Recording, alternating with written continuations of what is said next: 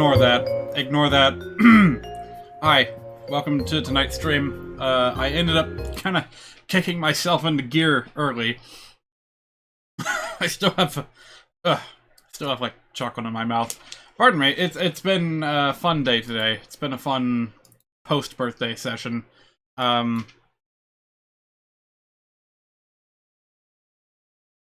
of all, let me explain the image in the corner. I saw that in my collection of GIFs, and I was like kicking myself for forgetting about it, because I could have used it last week when I was playing Sonic Generations and talking about the movie. So, wasted opportunity there. All I need to do is, like, color it blue. I can probably do that right now. Yeah, is there any color correction filter I can do? Let me see here. Hue shift. Well, that isn't... Yeah, there we go. Just color the whole fucking thing blue. Oh wait, it changes. Yeah, because, like, the lighting changes. Okay. Our pseudo-Sonic is just gonna have to be green from time to time. While I am still getting ready, let me show you something that I have found just now. I was looking frantically for any evidence that this game that I'm about to play, Mother 3, was ever advertised, and I didn't find anything. However, I did find this. Let's see what this is all about.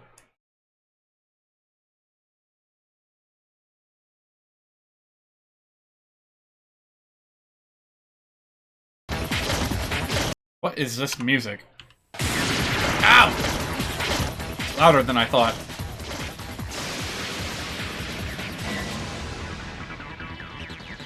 Alright, this video description is completely in Japanese, and it was posted in 2019. That's still really fucking loud. I don't recognize any of these games, but that one right there kind of looked like a Breath of Fire RPG. Honestly, right now, I'm just trying to, like, wash out my mouth from this absurd cookie that I've just eaten. Golly, look at them. Listen to this guy.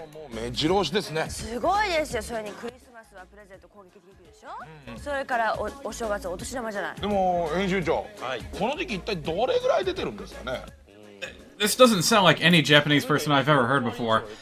Is this... Like, 1990s America has a very distinct flavor to it. Is the same also true for 1990s Japan? Feels like everything was a little bit more, colorful back then. You can't really tell here because the footage has been kind of desaturated. Actually, I wonder, can I fix that?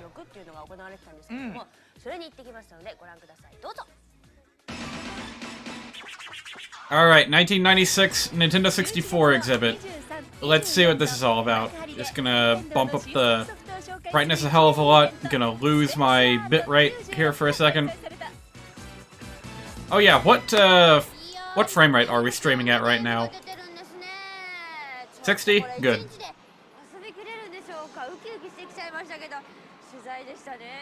So I guess this is before E3 was a big thing? So they just had all these little, they had, like, Space World, they had all these weird isolated game shows. Hey, it's Mario Kart! I recognize that. It is kind of exciting, I've never seen this before.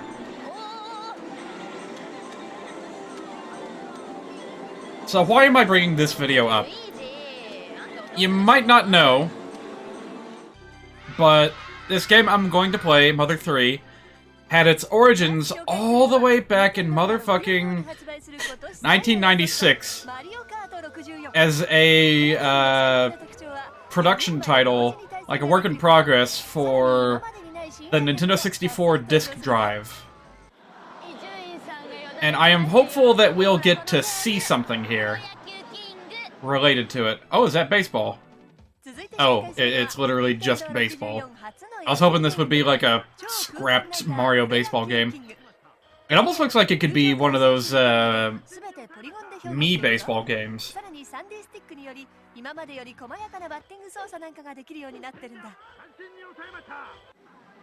Still never quite understood the appeal of sports games. Like, for as long as I've been alive, it's never made sense to me. The one time I really got into a quote-unquote sports game was with Mario Tennis on the N64. And, even then, that was just because I don't know. I don't know what it was about Mario Tennis specifically that appealed to me at the time. Maybe it's just because the intro was really cool, and I really liked watching it over and over again. This was back in the days before, like, internet animation was a thing, so I would literally just leave the TV on and watch, like, game cutscenes and game demos over and over and over.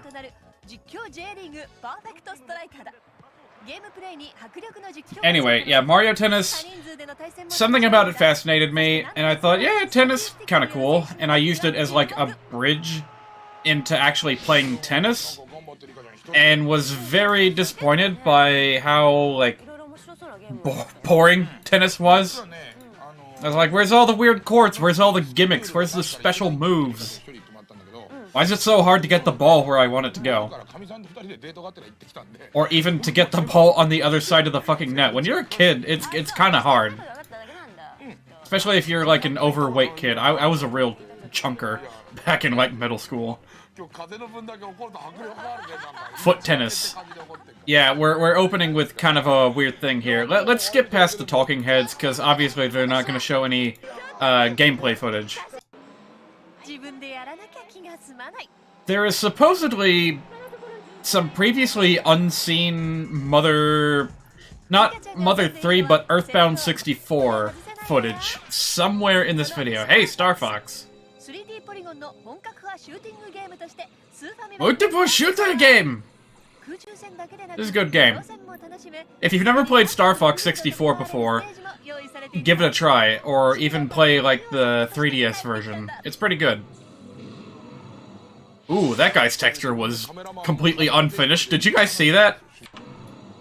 Look at that mess! What is that supposed to even be?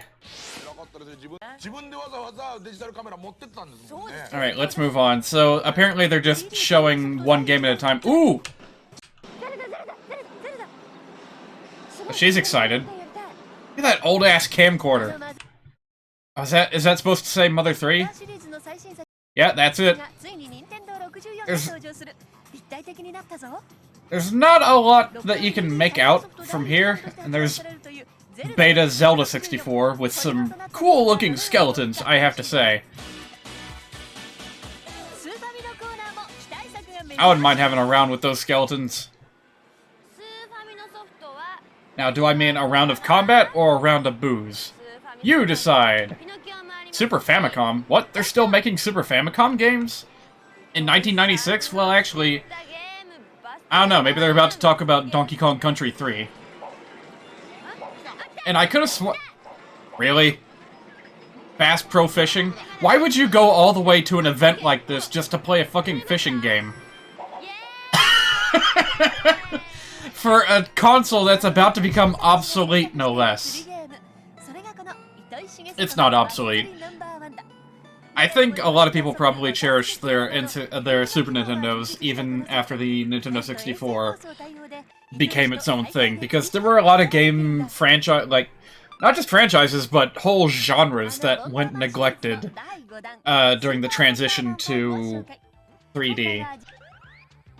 Like, you tell me, where are the good RPGs on the Nintendo 64? What the? Whoa, whoa, whoa, whoa, whoa. Okay, that's Game Boy Game & Watch. I was about to say, they are not talking about a new handheld Game & Watch right now. No. That's the Game & Watch Gallery series on Game Boy. So we did get a little bit of Earthbound 64 footage, but it's not quite what I was looking for. Like, it was so brief.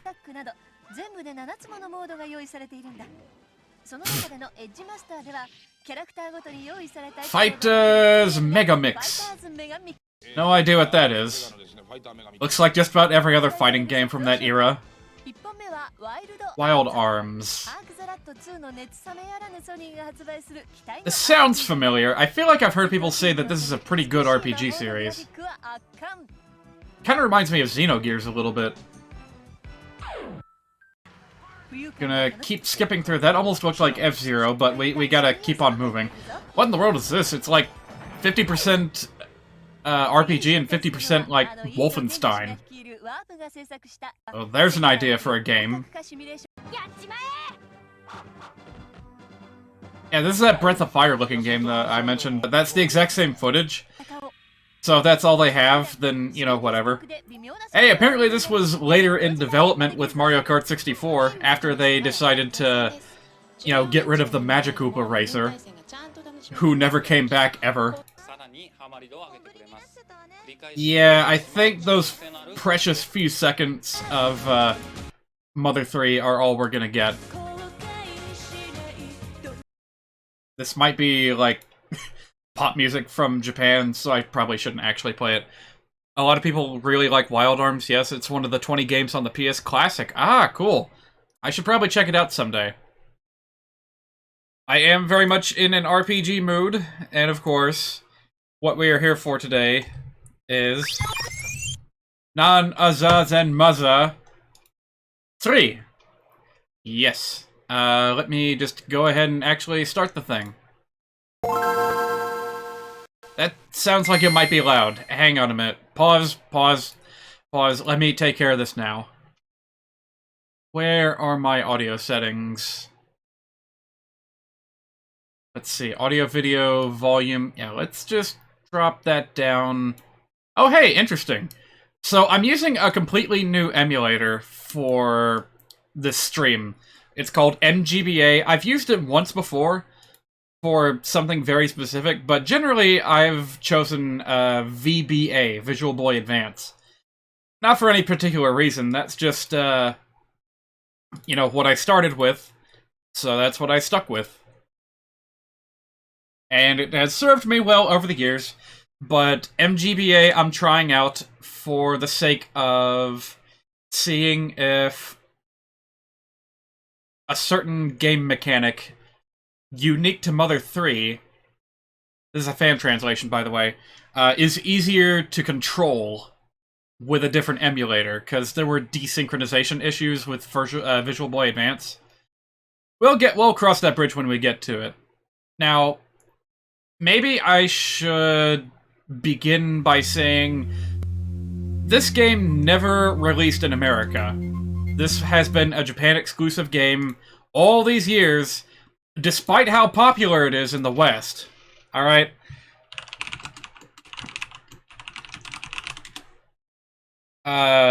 Certainly its inclusion in Super Smash Bros. Helped a lot. But if you want to get a hold of this fan translation, a lot of effort was put into it from the people, the beautiful people at starman.net, headed by forum user Tomato. I'm going to go ahead and post a link in the chat if anyone wants to check it out. Smother3.fobby.net. Kind of surprised I didn't use starman.net, but whatever. Oh, hey, and there's a recommendation list of emulators if you needed that. So, yeah, I'm not going to walk you through where to find a ROM, where to find a vi.eu. I'm not going to walk you through all that stuff. You can figure it out on your own. It has a bit of extra stuff added in addition to just being an English translation for Mother 3. Again, we'll cross that bridge when we get to it, but expect a very feature-heavy experience here. This ain't just any old Game Boy Advance game, alright? Also, it still feels a bit loud, so let me turn it down some more. Gonna bring it down to like 50% volume.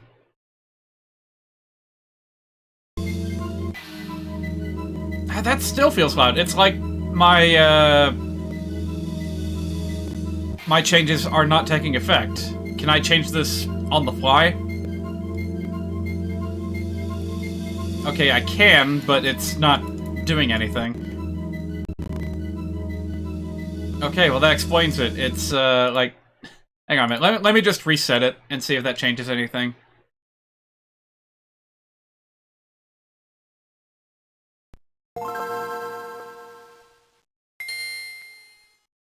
Okay, that might have been what I had to do.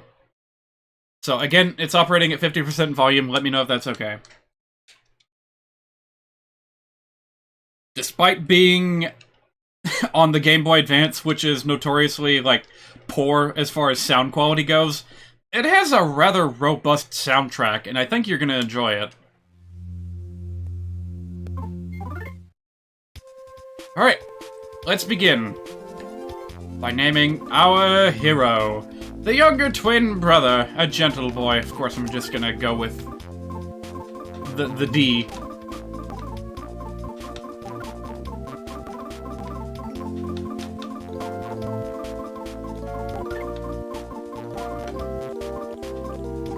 There we go.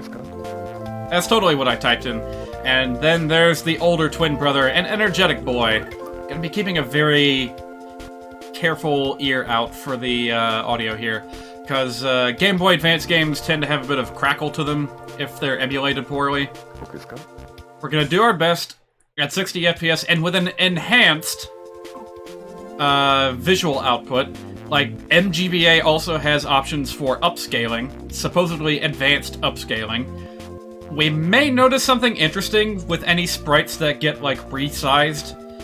You know, kind of like Mode 7 graphics on the SNES. It's a lot I'm looking forward to. A lot that I'm looking forward to learning. This here's Flint in the upper right. He's a cowboy. It's pretty cool. The beloved mother. Default name, Hinawa. I don't know what that means. I want to say it has something to do with a flower, but I think it may actually be the name of a gun. So, interpret that however you will. Favorite homemade food? Defaults to omelets. I'll go with that. Favorite thing? I'm gonna use what I did back in Earthbound and go with Dream. Hello there in the chat. I'm glad you could make it today. This might be the only chance you get to make one of my Mother 3 streams, so hope you enjoy it while it lasts. Oh boy, I'm feeling strawberry today. Tech speed, probably want that on fast. And alright, let's get to it.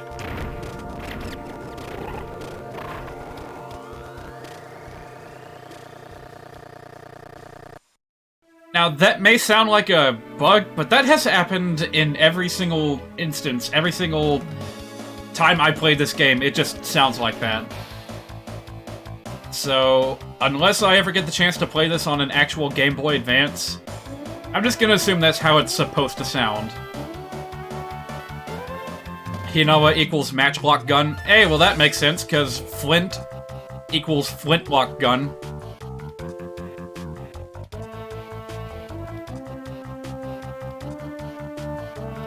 Hope our connection stays stable. I hope my ISP doesn't, like, throttle me today, because I spent a lot of time today downloading old VODs. I'm keen on starting work on a best of 2019 video, just for the sake of putting my 2019 streams behind me. You know, Pikmin 2, Cuphead, Blaster Master 02, Ocarina of Time. It's the patented GBA crust! Alright, but enough about me. Here we are in the world of Mother 3. We're gonna get nice and cozy. Beyond the Sunshine Forest, there is a farm. And on that farm...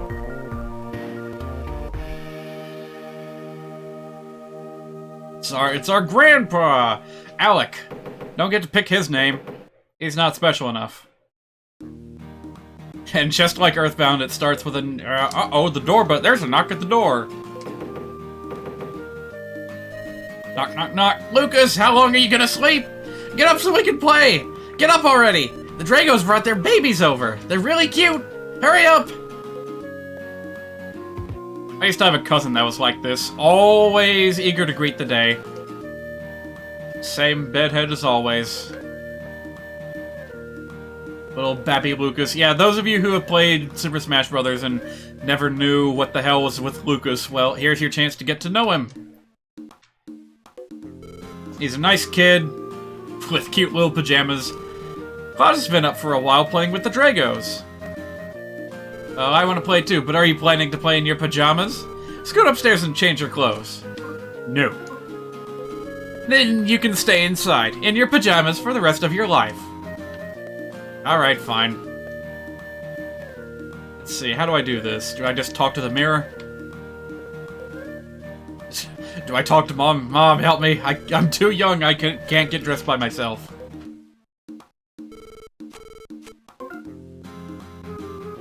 Scoot!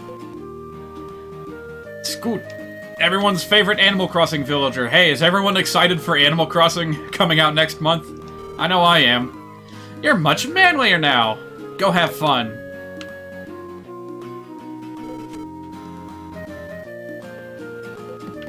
So you're not supposed to know this yet, but you can hold the B button to start up a run. You hold it, and then you let go, and you just automatically start running. You don't have to keep the button held down. Actually, if you do press it down, you just start walking again. So it's a little weird, but it works. Boom. Ow! I surrender! I surrender! Give me that nut bread!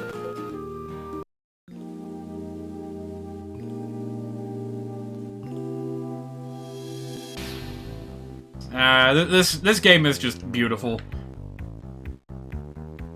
It really makes a case for less is more, you know? They don't need to go into crazy detail with the sprites. Like, the animations speak for themselves. And honestly, the cleaner sprites probably worked out way better for the Game Boy Advance anyway. Like, imagine playing Chrono Trigger on a itty-bitty tiny screen that's so small that you can't make out any of the luscious sprite details. Like, imagine if I was playing it on a screen this size. You know, no one wants that. All cows, no matter what they're thinking, go moo. It'd be handy to remember that. That's gonna be on the quiz later. Be sure you remember that. Oh, you're up, sleepyhead. Well, today's the day you head back home. I'm gonna miss you guys. Oh yeah, can't I, like, ram into other people too? No? Oh, I thought he'd say something funny. Chickens, cows, frogs, the whole farm's here. Oh, and, you know, dinosaurs. Just average, everyday things you'd see on a regular country farm.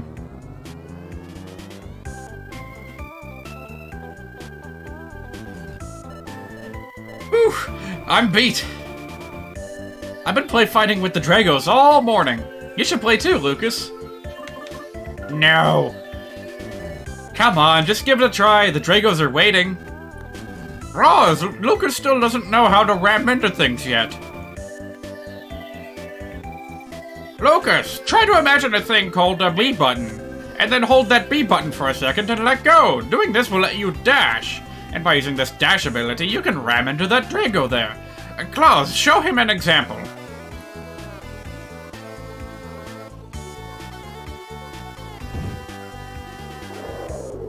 Yeah, I don't know. I don't like the way that little one is looking at me. Yes, just like that. Now it's your turn, Lucas. Give it a try. Forgot how fourth wall breaking this was. Well, it is when it needs to. You'll never succeed with such a sullen look on your face. That holds true for anything. Just relax. Ba-doop, there we go. Ha ha ha! Is that all you got? You whippersnappers have a long ways to go until you can get the best of me. Wah ha ha ha! Your ram attacks don't work on me, Lucas. Oh. Yeah, it's a little hard to hear, but they all have their own little roar sound effects. This is a nice... Oh, geez, there's a lot of these guys. I forgot about that. Gentle eyes. Old MacDonald had a T-Rex. E-I-E-I-O. Okay.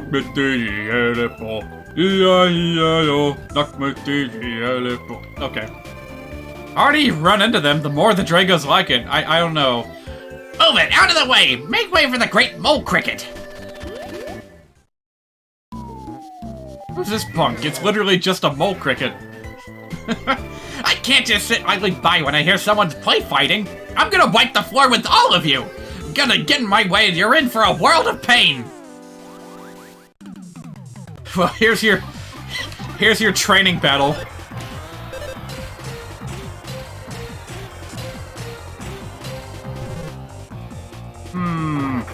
So this is what I was talking about. This is the special thing that this game does.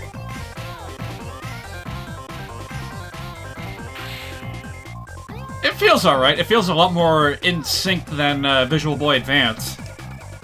So yeah, I got a good feeling about this. Like, the desync in Visual Boy Advance was so bad, you could kind of adapt to it, but there were some background musics in this game that were just impossible to get the rhythm for. I see you have more of a spine than I thought. If you'd like, I could train you personally sometime. Next we meet, it'll be at the Big Mole Cricket Hole Stadium. I look forward to seeing you there. Bro?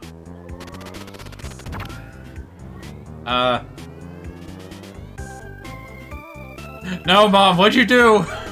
I stepped on a mole cricket. I hope it's alright. No, our best friend. Lunch is ready. I made your favorite, boys. Omelets! Ooh, lunch, lunch. Omelets. I haven't had a good omelet in quite a while. I used to make them somewhat regularly. You too, Dad. Rip. Now then. Listen, folks, here's how to save. Talk to frogs. That is how you save. It's not too tedious or troublesome, so you should talk to frogs as often as you can. Plus, saving is absolutely free. Now then, it's time for me to return to the story. Hey, wait for me! You saved me some omelets too, I hope. Okay, yeah, it does play with the fourth wall a little bit. You haven't had an omelet in years? Well, okay, fair enough. Neither have I. What's your favorite food, Mom? Oh, omelets? Then your favorite is the same as ours? We make a good match! After we're done eating, we need to get ready to go home. We have to go through the forest to get back, so we'll need to leave early. Don't be silly. I bet the kids could make it on their own. It's that safe. Don't speak too soon. I bet even you could handle it, Lucas.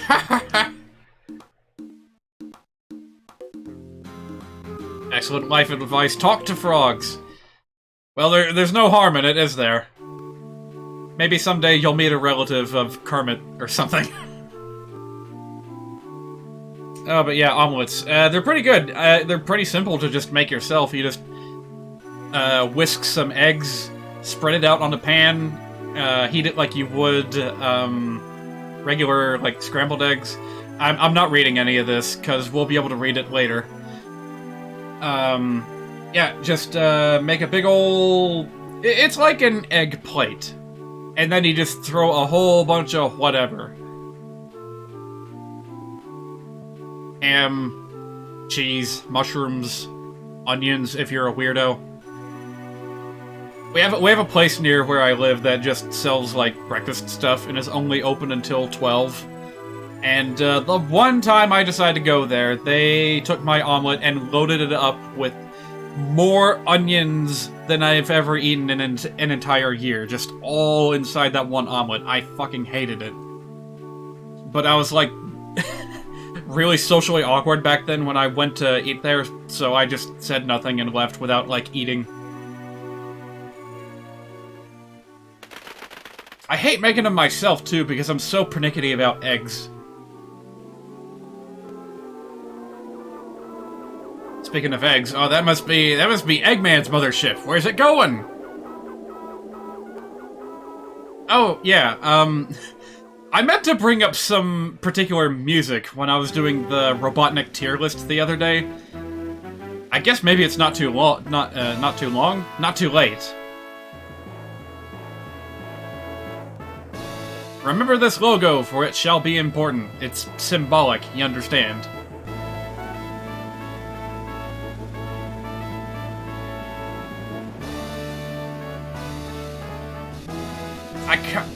Okay, question. How many of you have played Super Smash Bros. Brawl, like the story mode? Because that had some legit spoilers for this game, and I'm kind of curious if I need to worry about keeping that under wraps.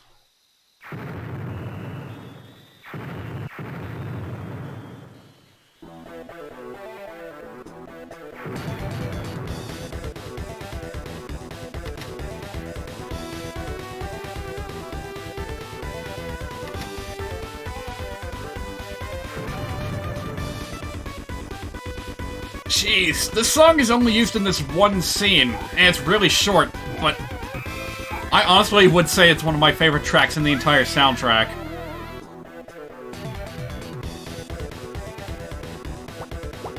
Some people may make fun of, like, the MIDI slap bass sounds, but I think it's got a very distinct charm to it.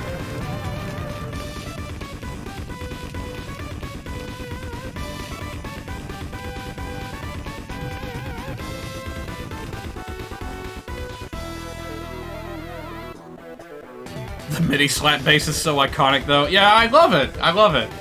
It's literally the first thing you were going to comment on. I kind of want to get back into using, like, the default GM MIDI sound bank.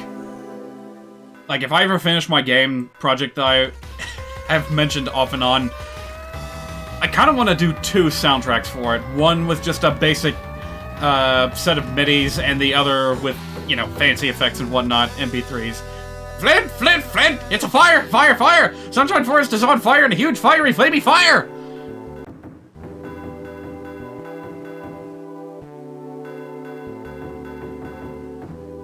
I like that Flint gives you a little tip of the hat whenever it's your turn to, like, take control.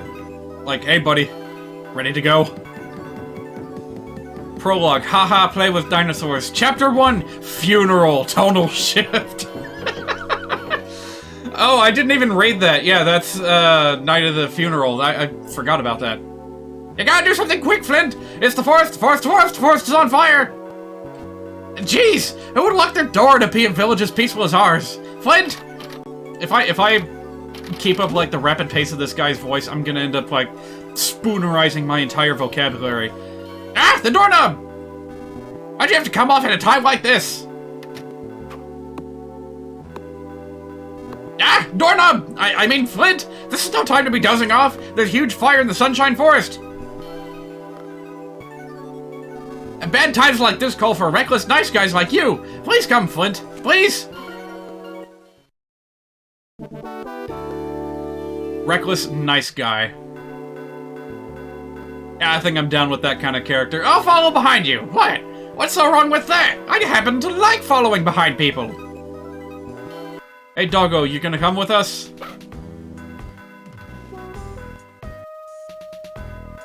No, but I'll take your stick. Hey, Flint! That stick should make a good weapon in case anything happens. Be sure to equip it first, though. Just holding onto it will make it as useful as a caramel. What does that mean? Alright, yeah. Pretty standard RPG stuff. Just like Earthbound, you got your inventory, you got your key goods, you got your status, stats, and all that good stuff. Oh, but something unique is that not all characters have PSI abilities. And those that don't often bring to the table their own unique set of skills. So, yeah, very, very stock standard for RPGs, but we've never seen it in the Mother series before, so looking forward to playing with that. Oh, by the way, Frog! Save your game! I'm not gonna do Kermit voice every single time. Alright. Brand new adventure, starting with Flint. Please be careful out there! Give my regards to the next fresh meat! I think I was mixing that up with a message in the chat. What'd you say? The sprite art is so ridiculously expressive. Yeah, I love it. And everyone is like this. Like, so many people, even some of the most minor of NPCs, have some bearing in some cutscene somewhere along the way. As is the case with Thomas here, who will become completely irrelevant after this chapter. Ah, Flint! The whole sky north of here is pitch black with smoke. It's really something when even, like, the run cycle between different characters says a lot about their personality. We'll see that come up again with a certain playable character. Like, there's a particular part in the game where everyone is in disguise as the same character, but because of subtle differences in height and gait, you can still tell characters apart even though they're wearing the exact same outfit. Ah, Flint, the Sunshine Forest is on fire? Should I maybe give you a hand too? Nah. Oh, I thought you'd say that. No, it's okay, don't take it personally. I'm not going to after all. Oh, don't want that to happen. The Sunshine Fire, it's on Forest! No, wait, the Funshine Forest is on Tire! What are you, Thomas's kid? Well, what are you gonna do? Evacuate or, like, try to help with the fire? Of course, then again, this village does not look particularly equipped for fighting a fire.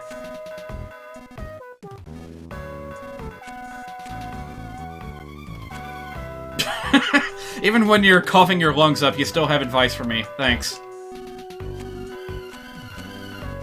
Oh, another thing worth noting is that, you know, every character in this game has, like, full 8-directional sprites, whereas in most RPGs like this, you'd only get north, south, east, west.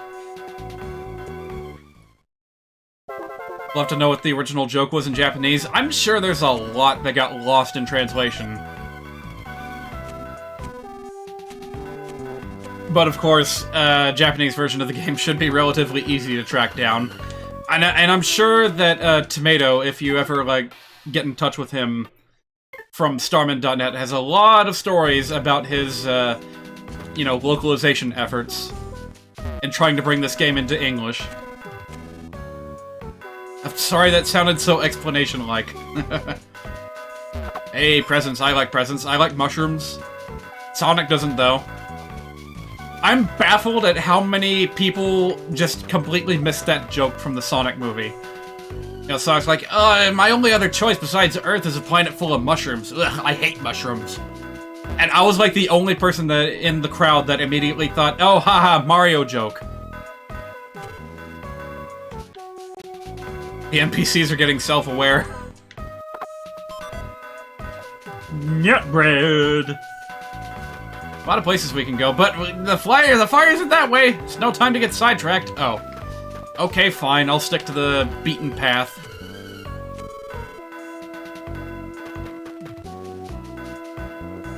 Glad you saw the Sonic movie too. I was gonna ask. Yeah, I did a whole, well, I was supposed to do a whole discussion about that when I was playing Sonic Generations last week, but I didn't really end up talking about it all that much. Hey, we can do that here if you want to. Hey, later, can you see the fire from there? Hey, I said! I see he's as non-talkative as ever. Yeah, there he is, old Beanpole, just ringing the bell. He's just there. Don't mind him. No, what are you doing? Quit pushing that. Wait it! Seriously, stop! Oh, you mean this? Keep pushing that and I'll be sick! Why do you keep pushing it? See, you did it again! If you keep this up, I'm gonna... Ugh. Just so you know, if something bad happens to me, it's all because you kept pressing that stupid thing. A VTuber named Nakamata Okayu has been playing Earthbound, so she might play the game sooner or later. Might watch her playthrough if you can learn Japanese well enough to understand. Oh, I see that you are also acquainted with VTubers. Oh, I should actually talk to one of these sparrows. I've been avoiding them, but these are basically your tutorial message givers. Sparrow advice, got a minute? If you're ever out of strength or find yourself poisoned, a dip in a hot spring is best for what ails you. But it's important that you stay in the water for a while for it to be effective. And actually, there's a nice hot spring right inside the Sunshine Forest, too. Now to end this with a sparrow-like, and chirp-a-chirp-chirp.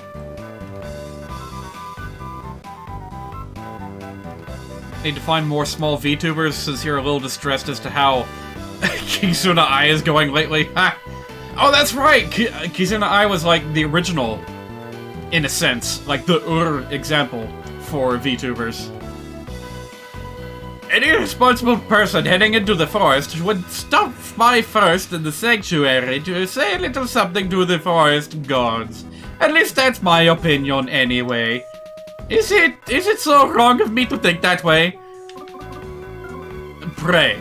Pray that the forest and the people and the animals can all have happiness, along with myself. Alright, fine. This actually is quite important. No matter how much of a hurry you are in, you can't forget your customs. Is it so wrong of me to think that way? Hololive and Sanji have tons of VTubers of quality. Check them out if you haven't.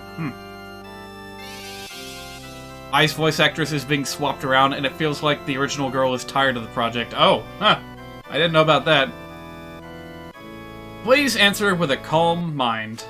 Please tell me your name. Yes, the name of the person playing this game.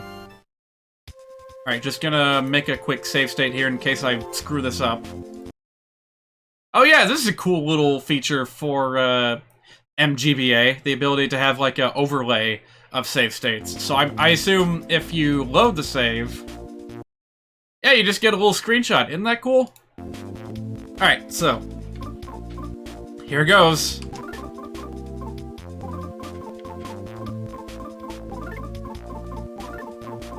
I don't remember if this is, like, case-sensitive.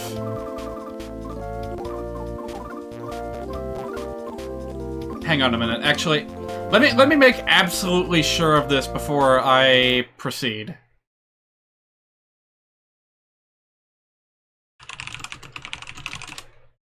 What emulator is this again? MGBA, like, just 4 letters. MGBA. I am liking it so far. Okay, I'm glad I checked. Turns out it's all caps. So let's go ahead and do that.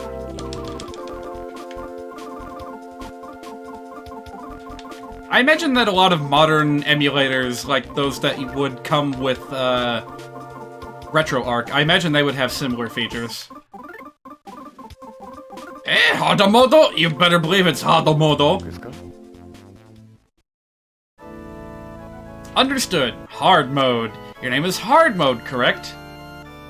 Now, I don't think that the game itself has been modified to acknowledge this.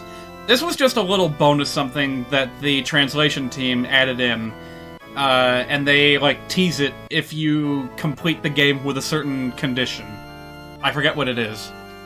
After I count down from 3, you will forget you were ever asked this question. 3, 2, 1... Have you forgotten? No. You must forget. You're looking pretty handsome, but there's no time for that. Alright, let's go ahead and save. By the way, there is a distinct, like, chirp sound effect that plays whenever I swap over to the frog save. I'm sorry about that. That happened with Vinesauce's playthrough of Mother 3. And there just doesn't seem to be anything you can do about it. Hey, this is kind of like a reference to Earthbound. That's like... this kid right here, I can't look at him from the front right now, but he looks an awful lot like Pokey from Earthbound. Oh, it's you, Flint. I thought I saw someone as manly as me walking this way. The smoke is terrible, and with my sensitive throat, I can't continue any further. So you can have this cookie instead. Let this slightly unclean and not very tasty cookie be of use. Please, let it be of use. I want your nasty cookies. Alright, fine, whatever. Ugh, Batman! Like, actually Batman.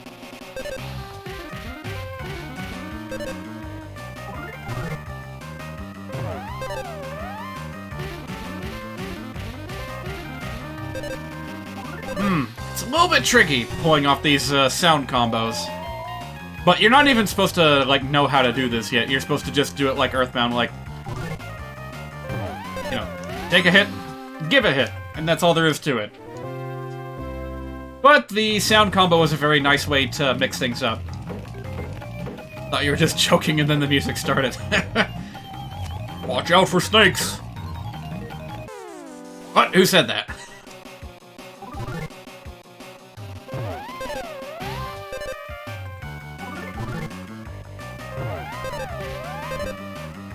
Yeah, I'm not quite getting it yet.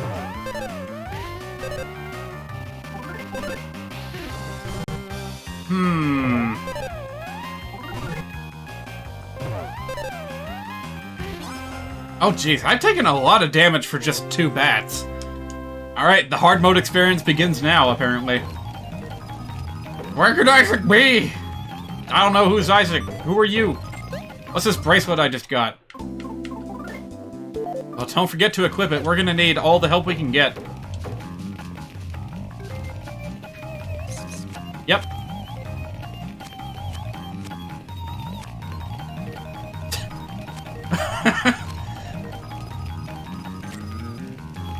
Always running off will only lead to regret, my young disciple. Okay, important thing to note about this game is that there's a lot of haikus. Kokori Hot Spring. There's no need to rush, 5 seconds rejuvenates. Kokori Spring Water. An extra syllable. And every single hot spring gets its own haiku, and they'll acknowledge if there's extra syllables or not. Something about that I just find adorable. And yeah, here's how hot springs work. You sit in there, you can't move around, you have to like... Okay, maybe you can move around, but you have to treat it like a real hot spring. You have to stay in there for a little while in order for the rejuvenation to take effect. Oh, Flint! I'm breathing too much smoke! Ladder and the sun fuel still aren't back yet. I'm pretty sure they're stuck inside the forest. Don't worry about me, help them! Ooh. Glowy. Oh, and don't walk on the fires, please. It's one of those weirdos we saw in the cutscene opening this chapter.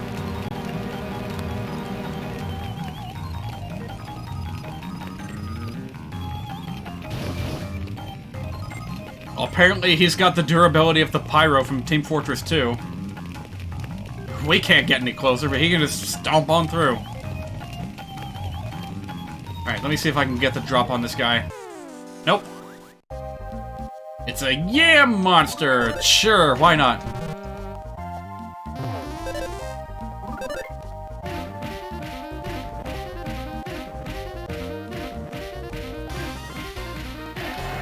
Hey, you get a little fanfare if you actually get all 16 hits connected.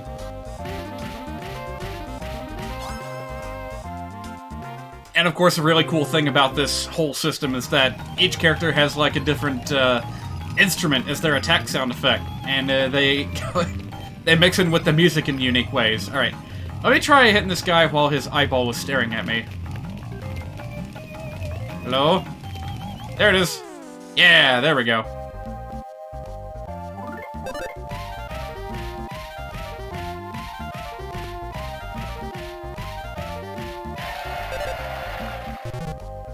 Wonder how difficult haikus are in Japanese. Well, isn't that where haikus originated? Language has a few more syllables per word than English on average. Well, yes, but then words, like... I don't know. Actually, hang on a minute. Are Japanese haikus constructed of syllables or just kanji? Like, is it 575 kanji, or is it stick to the 575 syllables? I wonder.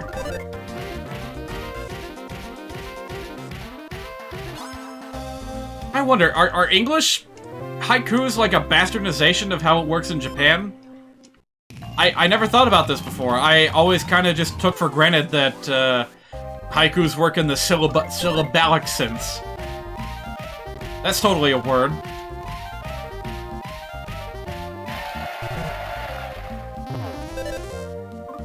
Let me see if this thing works. Power Smash. This, like, never worked for me the last time I played this game. Nope. It's got such a high chance of missing that it's, like, never worth the effort. Hello, welcome back. You didn't miss much. We're just pondering the the difference between English and Japanese language haikus. I posited the question, are Japanese haikus made up of syllables or kanji? Following the 575 rule. I need to try to sneak up on these guys more often. Well, Flint has a few stat-boosting moves, so I should take advantage of those more often.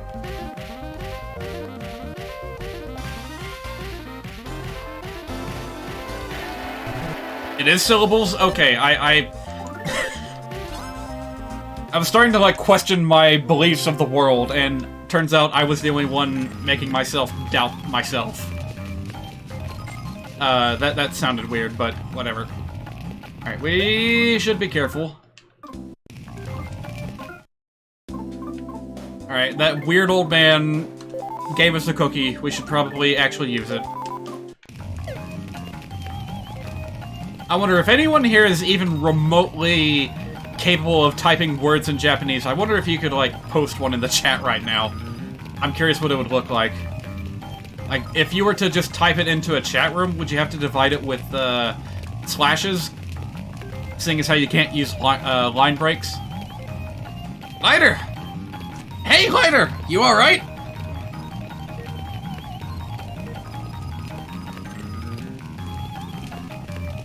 Japanese haikus can have all three writing systems if they want, right?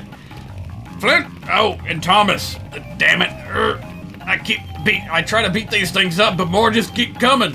I can't get past them.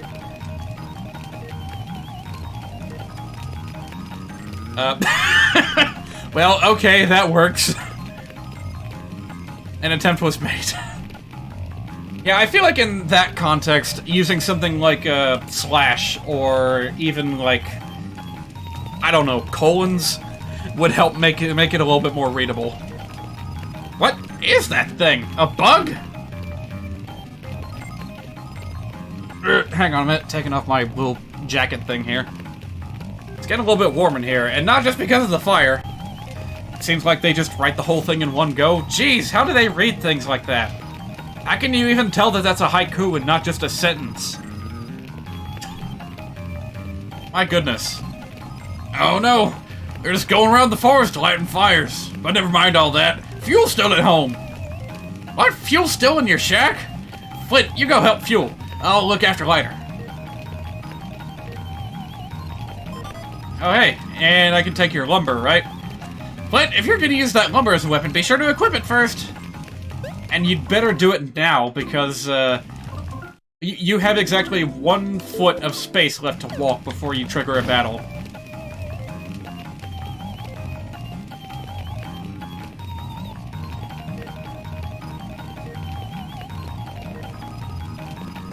Bee! Oh. I was hoping they were gonna make an obnoxious noise. Alright.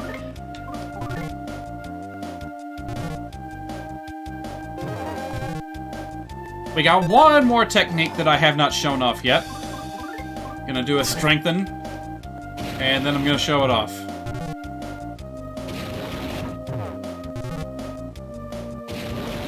Yes, fireflies in the most literal of sense. Don't know whose idea it was to make Japanese not have spaces, but they wanted to see the world burn. Is that a problem in Chinese as well? Because if so, we know who to blame, right?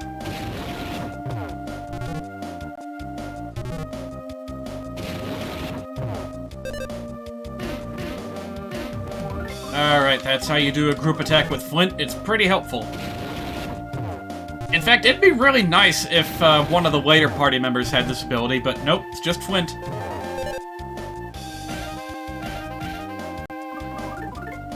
One more should do it. Also, man, we're tanky as hell.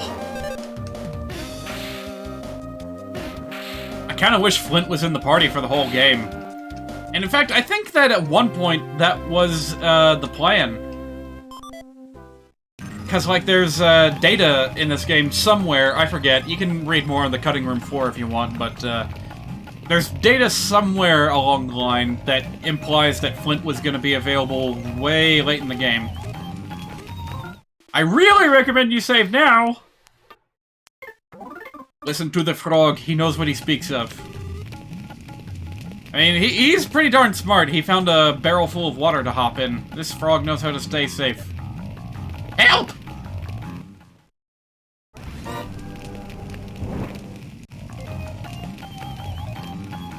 What is that, a pigeon? You are not pigeons, you are rats with wings. Oh, did you see that? He peeked out. What's he doing? Just like a real rat. Hey, you. What do you think you're doing? Get down from there. I'm gonna get you. I'm gonna get you. I'm not gonna... No, I'm not gonna get you. I'm bumping into him, but he's not fighting me. Oh, never mind. Now he wants to fight. It's a flying mouse. Hey, how you doing, little squeaker?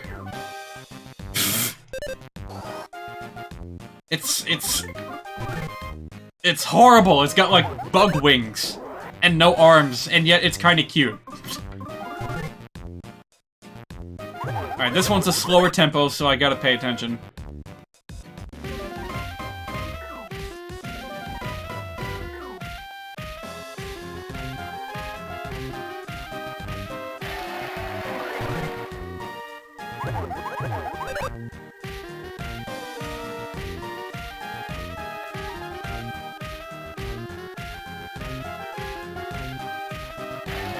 Yeah, I'm afraid I can't talk while I'm doing that, because I need to, like, keep my ears attentive.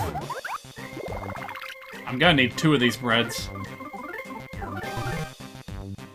Like, Koreans took a minute to look at the writing system and say, hey, you know what? We need some space between us, China. I'd say the whole world could feel that right about now.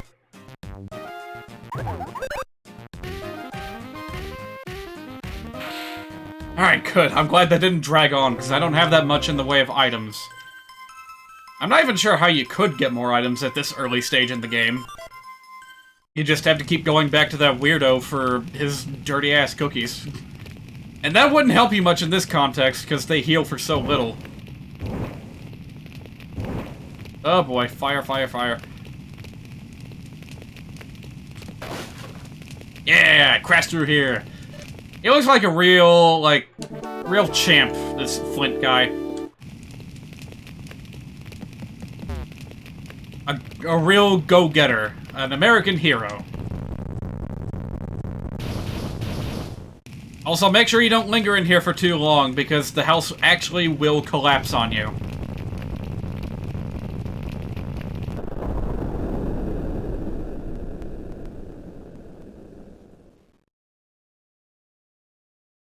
I'm having flashbacks to when this exact same thing happened in Super Mario RPG. Ah! I'm pitch black and covered in soot, but I'm alive! Oh, you're pitch black too, Mr. Flint. Thank you, Mr. Pitch Black Flint. Thank you so much, Mr. Pitch Black Flint. Oh yeah, we need to let my dad know I'm okay. He's probably worried sick about me somewhere. Alright, well, this is my reality now.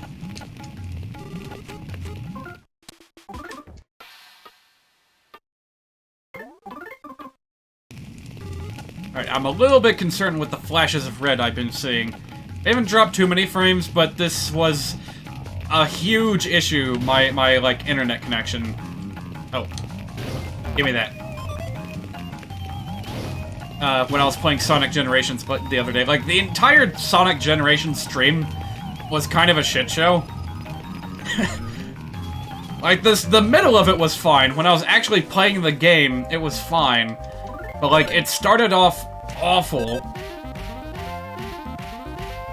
Considering how goddamn stubborn Sonic Generations is to being put into a window and recorded.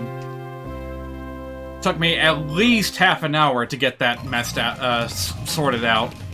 And then it ended in disaster when my internet started acting up like crazy, and I wound up losing, like, at least 20 minutes worth of footage. Just because Twitch, like, didn't realize that I reconnected until the second time I reconnected. So, like, the entire Time Eater fight, the entire final boss, I think all of... Well, okay, mostly just the final boss and the credits and what have you. Just went completely missing on Twitch. It's fine, I recorded the whole thing, so I still have an archive of it. I'll upload it later, but I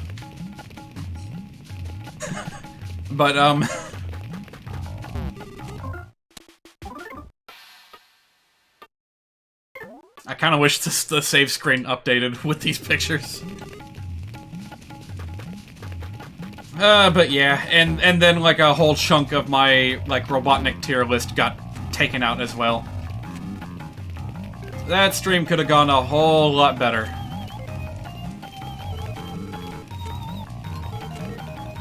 Injury? What?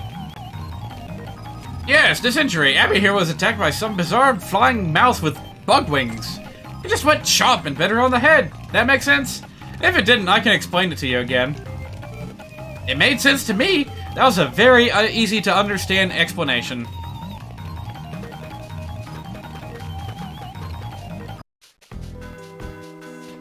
Beep boop beep. Flint, you're pitch black and covered in soot, but you're alright. Being the responsible man I am, I managed to bring Glider here. Hurry and let him see fuel. Well, about that. Dad! That voice, is that you, Fuel? You alright? What the world happened to you? You're pitch black and covered in soot. What about you, Dad? You busted your leg. Oh, it ain't nothing, just but a flesh wound. All I got is twist like this, and then do this, and then... Darn it! Boss, what the world are you doing? Fixing my injuries, obviously. What's it look like? Anyways, we sure are lucky Flint showed up when he did. Tonal fucking shift. Yeah, you're gonna be experiencing a bit of that throughout this game. Yeah, he and Light have always been quarreling since they were kids. It's enough to make me jealous.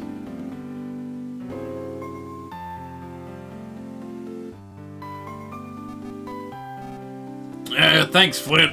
Guess I showed my not-so-tough side, huh? I owe you one for today. I think that could be the first time I've ever heard the boss thank anyone. I already forgot what voice I was giving him. You're right.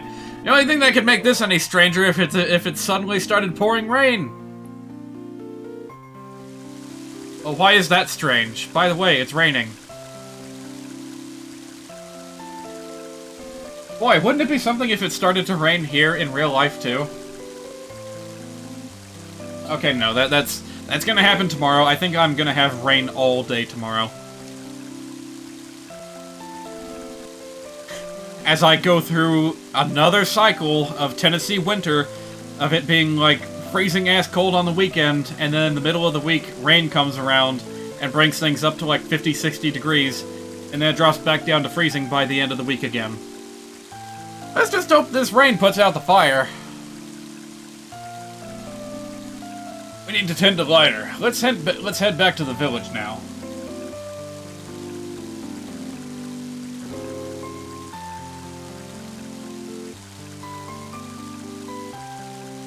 And even the rain effect is simple but effective. It's got a subtle transparency to it. It's only coming down in like a select few number of columns, but it works. Sound effect is nice too. It rained non-stop for like 2.5 days this week. It was terrible. Did that happen here? That happened here a couple of weeks ago. And it was at its worst during the one day of the week I decided to go outside and do something. I was like walking around the town square looking for a shop to hit up. Only to remember that I live in the middle of bumblefuck nowhere. So, like, every single shop is closed. I don't even remember what the occasion was, but, like, yeah, there's just nothing going on. And then it started coming down like mad. I was wearing shorts and my legs were just getting soaked to the bone. The original reason I decided to do that was so that I could catch a matinee of Sonic the Hedgehog, but oh, whoops. Theaters only open between 6 and 9 p.m. on weekdays. Fuck you. Small town America, everybody. There you are, Flint. You're all patched up now. Tessie is an underappreciated character. It's a good thing you and Fuel only suffered light injuries. It's been a while since Tazmily last had rain. Flint, please get some nice rest. Looks like it won't be letting up for a while. Did you see anything else in the fire besides those weird bugs? I'm talking about some suspicious people with pig-like masks on. Those bastards, they turned the forest pitch black. And you, Flint, you wound up pitch black too. You should get some rest now, Dad. Oh yeah, you were pitch black too, Fuel. Come on, Dad, you really need to rest now. When are Hino and the others coming back? With the forest like it is now, won't the way back be dangerous? Oh yeah, I forgot about them. You deal with one crisis, only to let another one happen. Another haiku. Helping others out, being helped by others, helping others out. Well, how do you like it, Flint? That's the kind of haiku that Carl Pilkington would come up with. I rewatched an episode of the Ricky Gervais show earlier today, and it was just delightful. There's just something about Carl Pilkington that is endlessly endearing. Oh, what were you listening to on the radio? You know, like a bit of news. What were you reading the news about, Carl? About how worms, some worms out there have teeth. Oh, there's wars going on out in the world, and you gotta listen to the important news, like worms with teeth. Yeah, because some worms, you know, they have a good time out, they have a good life, got plenty of food. Ones that, from lesser well-to-do neighborhoods, they don't have quite as much food. Gotta compete for what they have, so they got teeth and fight with each other, and whoever comes out standing survives. I see them sometimes when I'm out on a walk, and it's raining. I see one on the sidewalk, I pick it up and just give it a toss, see which way it was going, help it on its way. These are actual things that Carl Pilkington does. Flint, perfect timing. I heard you were taking a rest here. Mighty heavy rain, isn't it? I think I'll join you under the awning. Flint, tell me, have you seen Hinawa and the kids? Sure haven't. I see. Actually, I was up in the mountains earlier picking mushrooms. While I was up there, I caught sight of Hinawa.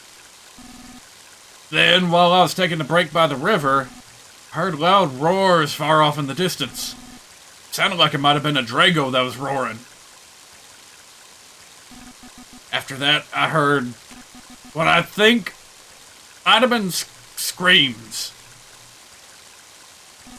Say, Flint, Hinawa and the kids made it back home, right?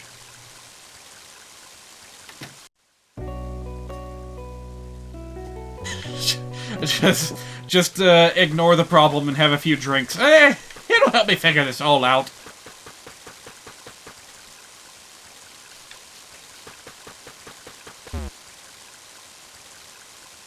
Snow's great when you're a kid in school. When you're adulting, you just want to burn it. It wasn't too bad when it snowed up here, but then, you know, it didn't, like, impede me in any way. It was just there. Built up on my car. Actually, it was kind of funny. On the drive home from work after it snowed, I had my headlights on and thought that they had gone out. And was really worried about that. I had my brights on and saw that they were, like, barely visible at all. So when I got home, I was really worried that my lights had gone out. And turns out the snow had just piled on so thick that it, like, completely obscured my lights, and I neglected to notice that. So, hey, pro tip, if you get caught with your car covered in snow, make sure you wipe off your lights. Because no matter how hot the light gets, that snow might not budge an inch, even while you're driving. You have a drinking problem. It's only a problem when I'm out. There's probably some Red Dead Redemption jokes you could make about this game, and this character in particular. Anyway, remember that letter that Hinawa wrote earlier?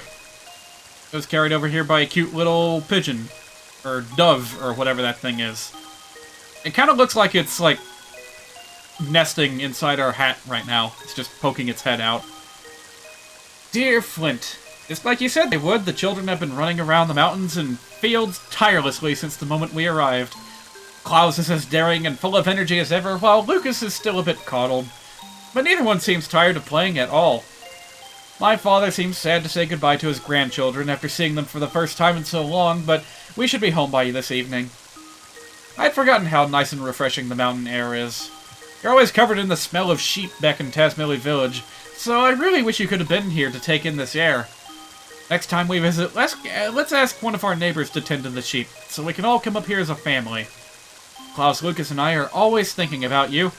When we get home this evening, I'll start cooking some of your favorite omelets right away. With love, your dearest Hinawa.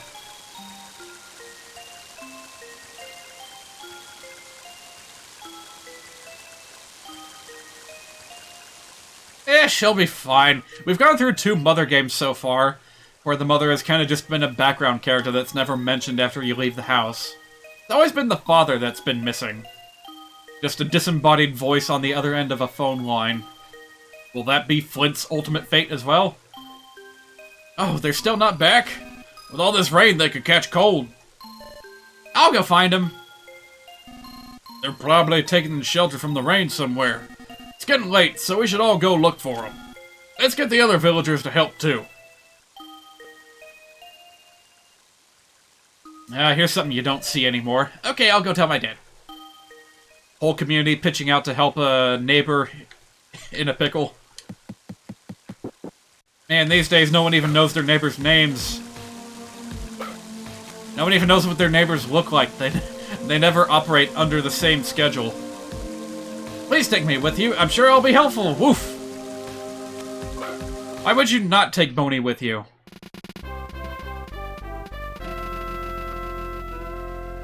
It's like the first RPG since Breath of Fire, where you get a dog as a party member. And this time it's not an anthropomorphic dog, either.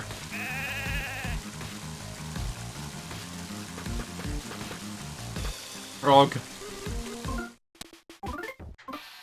Yeah, Frog is probably a lot more comfortable right now than the sheep. Well, I don't know, do frogs like it when it rains? Does it help soothe their skin? This is also the kind of question that Carl Pilkington would ask.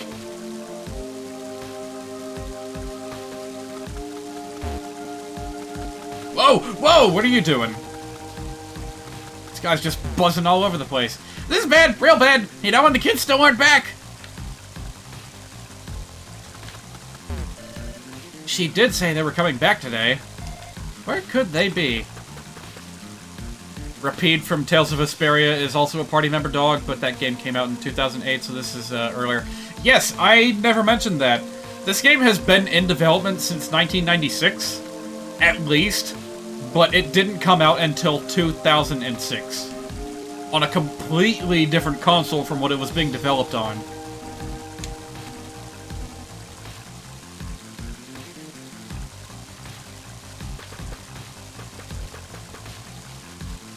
But yeah, 2006, also one of the last games ever released on the Game Boy Advance. But I mean, that helps games stand the test of time, you know? Where they take all the advantages of the latest, not the latest hardware, but, you know, they know how to push the system to its fullest. You know what I mean? So, like, the final NES games ever released on the platform show off some really amazing things with their graphics and sound. Kirby's Adventure is an excellent example of that, by the way. It really pushed the envelope when it came to graphics and sound. Oh, there you are, Flint. I asked everyone to split up and search the forest for Hinawa. You've been blessed with kind friends. That must be true happiness in one sense. This guy's just waxing philosophical about... Philosophical? That's not a word, is it? Waxing philosophical! The syllable just evaporated in a void in my mind. I'd like to join the search, but they told me to stay here because I'm old. Seems no one's aware of just how strong I really am. Kirby's Adventure was absurd, and unfortunately you can tell how much it pushed the console when you play it, but heck, it's still my favorite. Yeah, I still love it too. I was thrilled when we got, like, an updated version on the 3DS, and I'm even more thrilled that we got it as part of the, Nintendo Switch Online package. It's just a fantastic game. And hey, don't forget we have Kirby Superstar now, too. I'm gonna have to go back and play that again someday soon. You know, promised me she'd teach me how to make delicious omelets. Oh. Well, that was completely unimportant.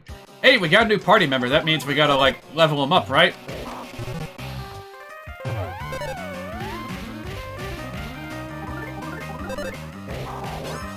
Yeah, it's not a good sign when one of your party members has over twice as much health as the other. You've owned it on at least 4 consoles now. You know what? Probably me too. Given that, you know, the, Virtual Console was a thing back on the Wii. Man, I need to, like, revive my Wii just for the sake of remembering, like, just cherishing those memories of all those, nifty games that I downloaded to it. I didn't really get all that much in the way of WiiWare, like those weird indie titles. Probably the only one that I played significant amounts of was World of Goo, and also Strong Bad's Cool Game for Attractive People, which I want to live stream Strong Bad's Cool Game for Attractive People someday. It will be, like, the final Telltale game I play on this channel, after the shit show that was Telltale's Game of Thrones.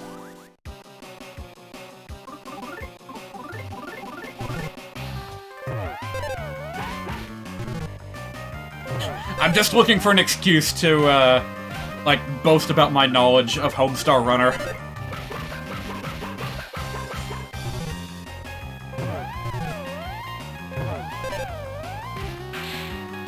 You want to go back to your Wii and get all your old Pokemon off of Pokemon Ranch? You actually had that? Oh wait, yeah, I think you actually showed that to me once.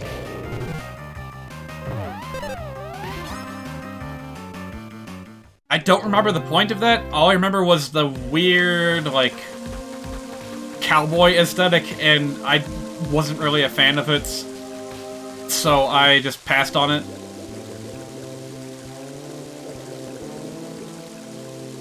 But I do still have, like, a bunch of stuff stored on Pokemon Bank.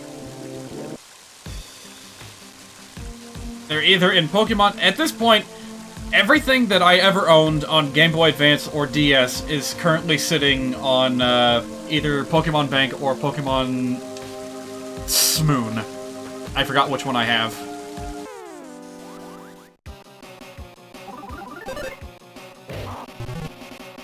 You put all your hacked shinies on there?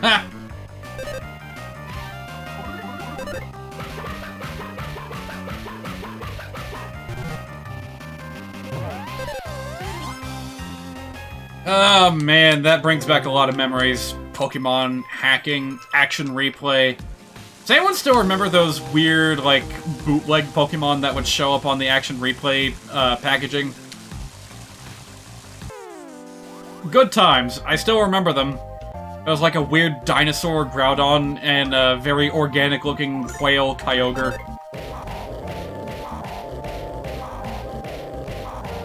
They looked unusually smooth.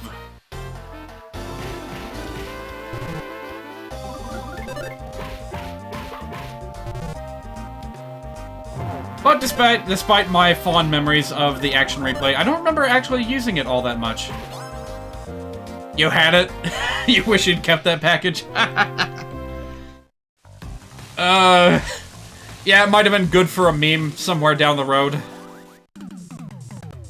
But hey, you can still find pictures of it online. The Pokemon fan site, Cerebi.net, that's, like, Japanese name for Celebi. They have a whole section on their page for, like, bootleg Pokemon, Fakemon, used in marketing for either bootleg cartridges or for stuff like action replay.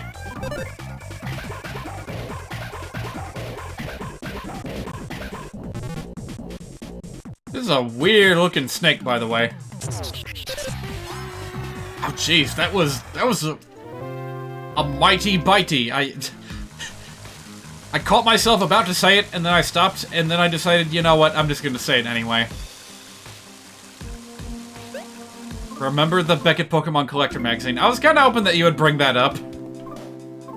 Like, bootleg Pokemon and Beckett magazine just go hand in hand in my memory. Because of all the weird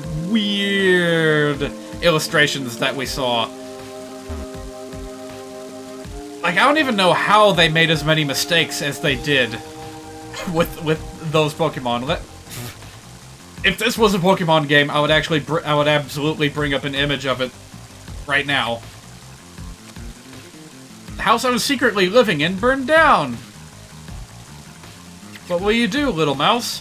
Guess I have no choice but to hit the road. Well, good luck out there, Feifel. I know you'll make it on your own. You had a copy that had the announcement for original Gold and Silver. They had the terrible drawings, right? Because they couldn't publish the original images. Right. I knew there was a reason for it, I just couldn't remember exactly what.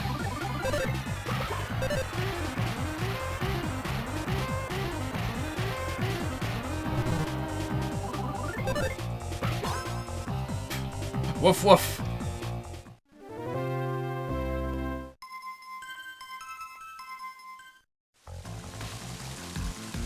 I wonder if there's a animal in Animal Crossing, a dog in Animal Crossing modeled after Boney here. Or maybe Ness's dog. That'd be a cute little reference. They drop in characters like that every now and again. Like, I think they actually have, like, a pig named Ganon. A fire, then rain. And then children smiles. It will be alright. Reggie knows it. But for now, I've got to go back to playing Animal Crossing New Leaf on my Nintendo 3DS. Oh hey, you guys are here too. So yeah, this guy's like a dead ringer for Pokey from Earthbound. Not sure if that was intentional or not.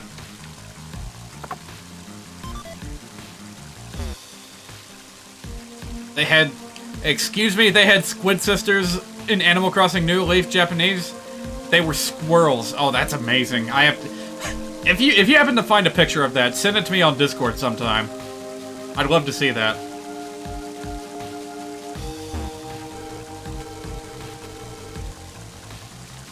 Everyone's got their own little thing to say about Hinawa and Lucas. Hang on a minute. Let me, like, toughen up for this one.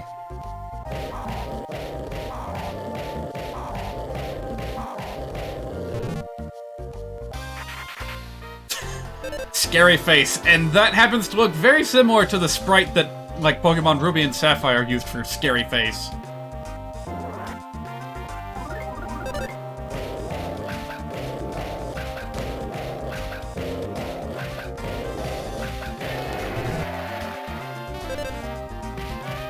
I forgot about that. If any attack misses, it plays a different sound than usual. Oh, cool. You don't hear it terribly often, but it's usually a pretty funny thing to hear. If it's like based on an instrument, then you'll hear like a flub of the note. Actually, you can do it on command with Flint. Just use his power swing, and you'll hear the saxophone go like. Brr, brr. Hey, you got any cookies? Got any cookies, Mike? That's an actual fucking clip from Freakazoid that I should have brought up. Shoot. What was the name of that clip?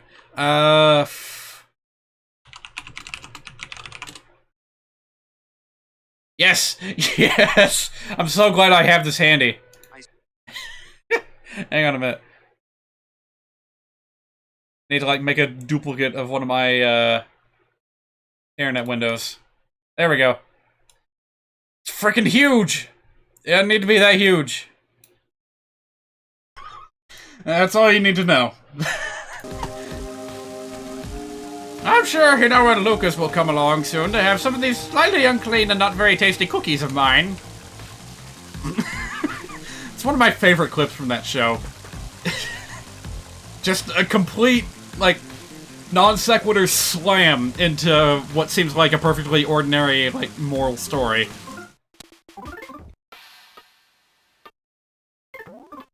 Alright, got a great cliff to conquer. Oh, and you could be a dead ringer for Picky from the previous game. There's a lot of lookalikes around here.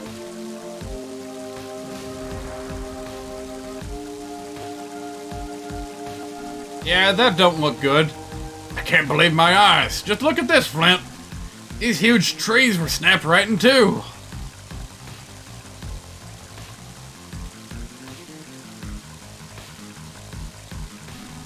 How could such big trees get ripped down like this?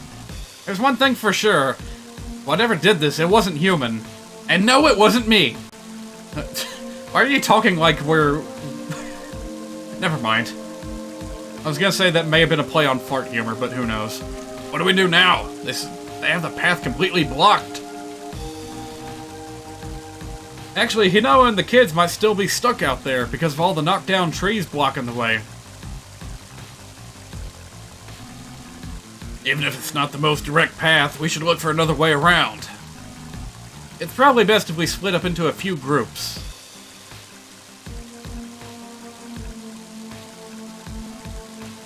Hey! Oh, what is it now? Oh, you look fine and dandy. Have you found Hinawa and the kids? Ladder, are you sure you're in good enough shape to be out here? I'm always in good shape. Don't treat me like some injured clod.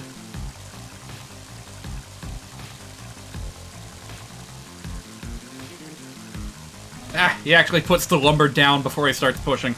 We'll take care of things here. You keep pushing on ahead, Flint. Like in any other RPG, he would just be like walking into the tree, still holding his lumber. Hey, by the way, can I have that? Might be a good weapon. No? Okay, then.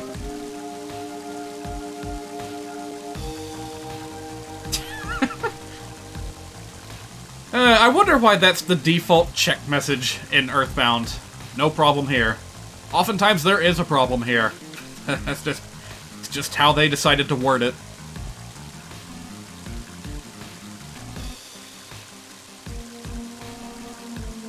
This won't take too long now that our boss is in here. Yeah, there's nothing to worry about. Plus, Lou and I are experts when it comes to getting in the way. Hold on, we're not the ones in the way here. Yeah, talk to these guys every once in a while and see how their terrible comedy routine is coming along. What are you doing? This guy looks like he's just... Oh, never mind. Never mind, I'm not gonna say what it looked like he was doing. I wonder if something's happened.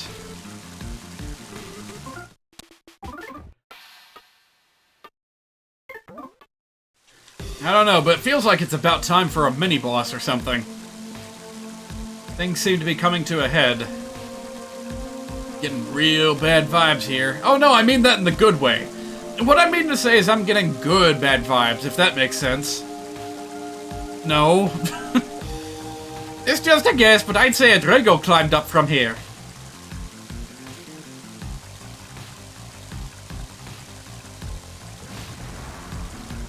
You see those claw marks? They most certainly belong to a Drago. But why would a Drago claw at stuff like this? It ought to leave gashes in rock, even. They're such peaceful creatures.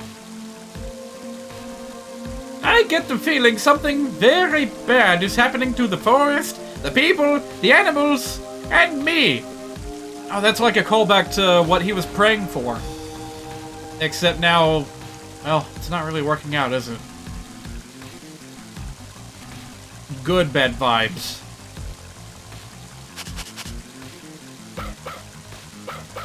Oh, going mental there. What is it, doggo?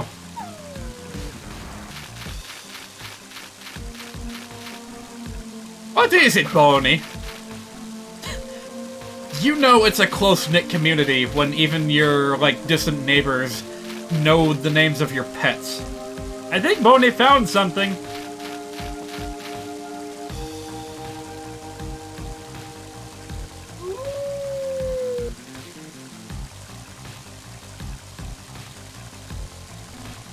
Oh, look up there! There's a scrap of cloth. Don't you see it? There's a bit of red right over there.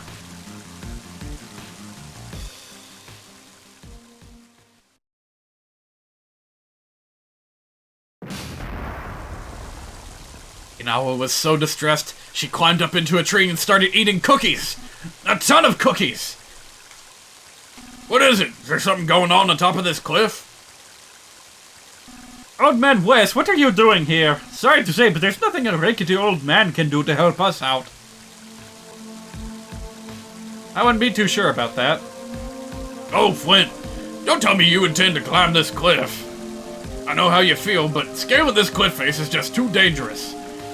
But, you know, maybe my son could be of use. I don't know if it'll help any, but let's get him here so he can try. I'll need to borrow Boney for a bit.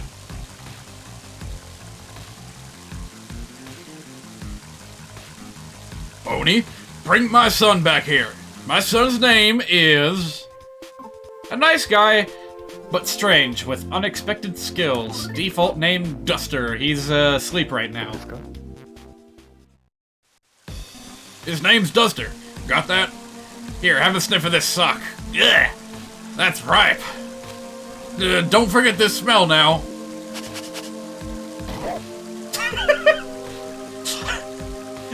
That's not a sound you hear out of a dog very often.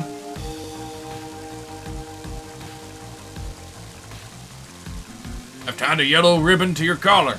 Show him the ribbon and he'll know exactly what's going on. Now fetch. You can count on me.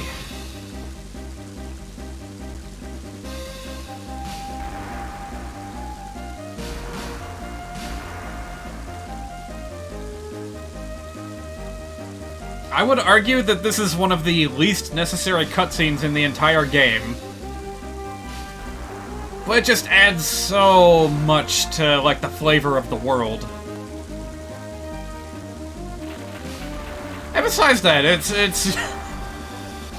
an extended animation of a dog. Who could possibly ask for anything more?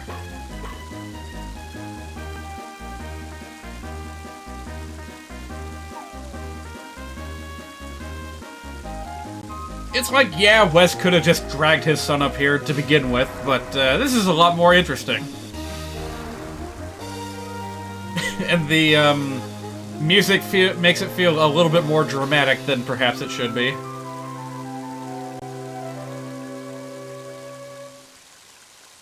Alright, you little weirdo with the weird hair, with the weird pants. Duster, at long last it's time to put the thief skills you've studied since childhood to the test. Now, show us your wall staple technique, right here, right now. Shoot, what kind of voice should I give this guy? It's like a bum, so I did study that technique, but this is my first time using it for real. I hope this works. I don't know, kind of plain is probably best.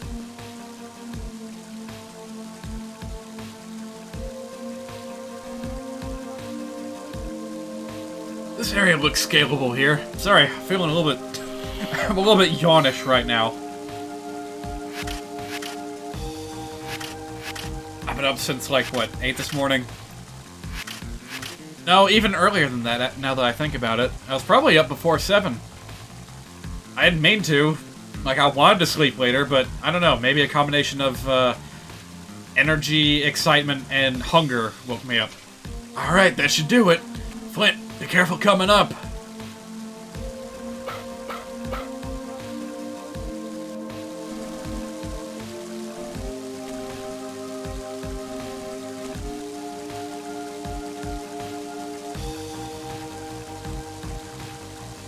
Maybe it's the rain. Like, even virtual rain has the ability to make me sleepy. Oh, speaking of which, it looks like the rain stopped. I have a slight leg handicap, but I'll do my best. Please take me with you.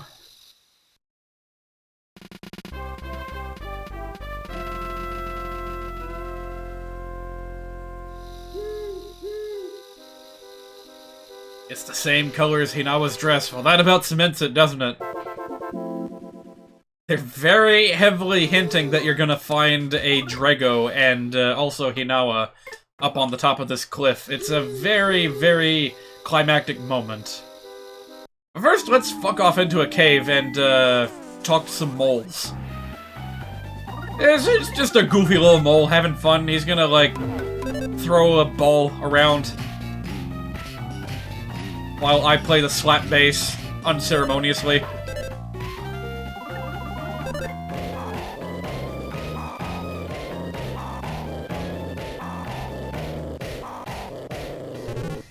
I remember playing this song for my dad one time. I was showing off the Mother 3 soundtrack, and he liked it well enough. And oddly enough, for this track, he mentioned that it sounded a lot like an old, American, like the intro to an American sitcom or something. From, like, the early days of television. Okay, that's not quite what I was hoping to have happen.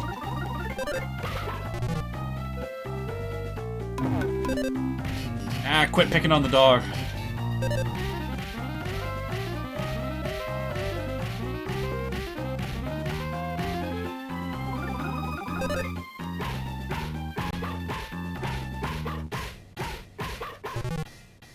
Yeah, gotta watch for it. When you hear that little psh psh psh noise, it's getting faster. It's like one of the first examples of this game throwing a wrench your way in the middle of the music. Just to keep you on your toes.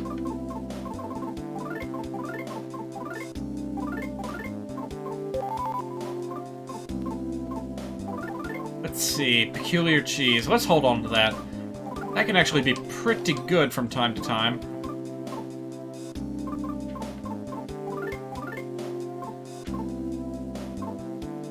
Let's just give it to Boney. He needs it the most. Oh, wait. I want to sneak up on one of those moles from behind. Okay, that didn't quite work. Maybe if I run away, I'll get a chance to do it again. Nope. Maybe if I do it to a different mole? Yeah, you'll notice that each enemy has their own unique back sprite. The mole felt homesick. Okay, sure. Ah, that's not what I need. I'm gonna keep trying. Yes, got him.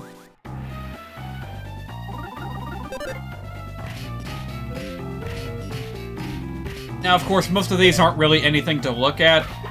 They basically just flipped the sprite and then drew in some additional details. Or removed details, depending on what it is.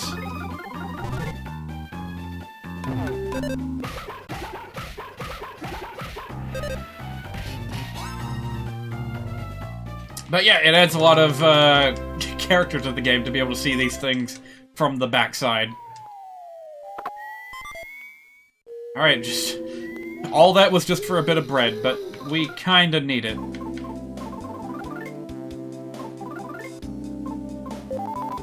Alright. That should do it. Let's get ready for whatever's waiting for us at the top of the cliff. Hey look, we've almost got a full party. We just need Lucas and the red-haired girl. Hello there. Hey Flint, there's someone here.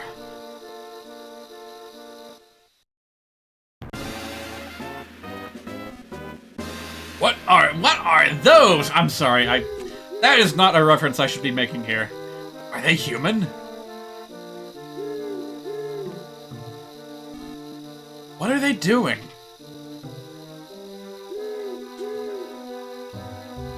Ugh, stop yawning. I got a whole chapter ahead of me. Honestly, I'm not even sure if I'm gonna finish the whole chapter. It's kinda long for an introductory.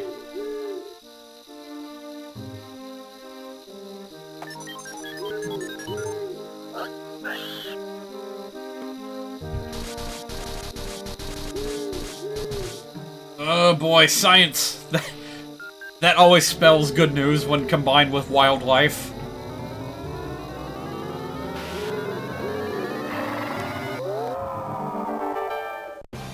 Man, that sound that it makes.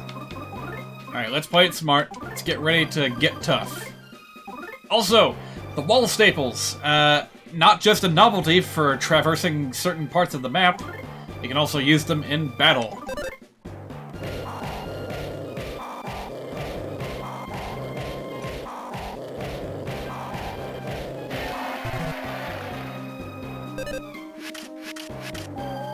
Alright, it worked. It's not guaranteed to work, but stunning an enemy, always helpful.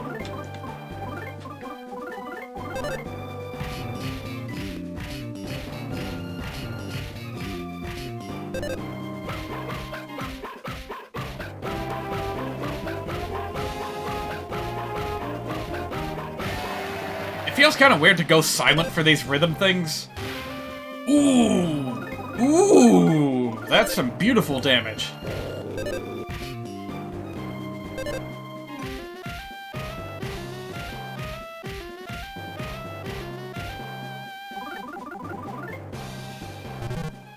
Uh-oh. Oh!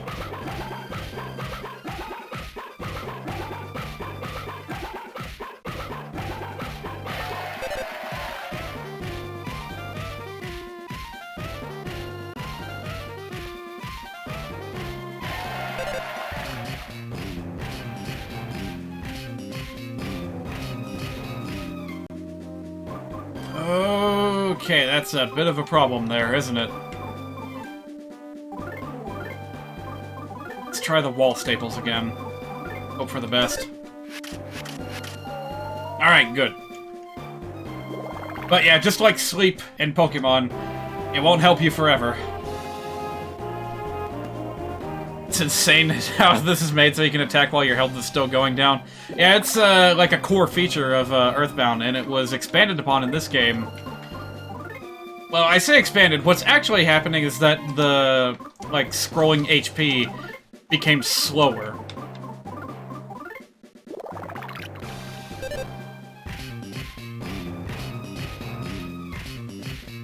Thereby giving you an extra little bit of wiggle room before you meet your untimely demise. I mean, even with that extra bit of leeway, you're not guaranteed to actually get a heal in before you drop to 0 HP.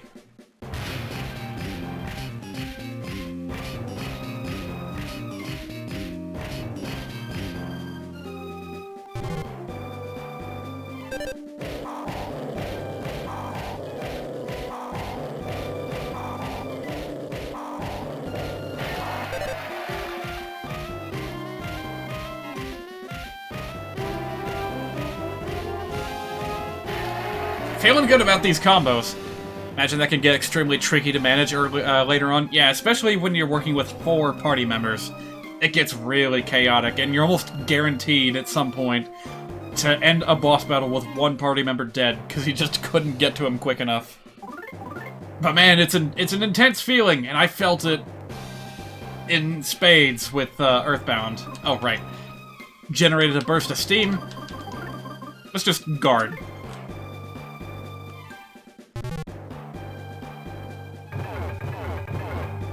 Oh, and you'll notice that while you're defending, the meters scroll even slower, which is pretty interesting.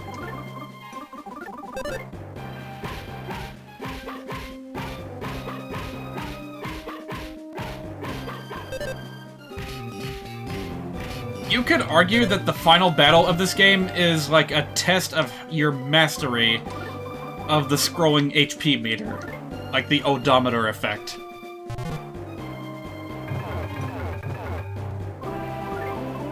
Because if you don't know what you're doing, you're pretty much just gonna burn through all of your psychic points, just recovering over and over and over again.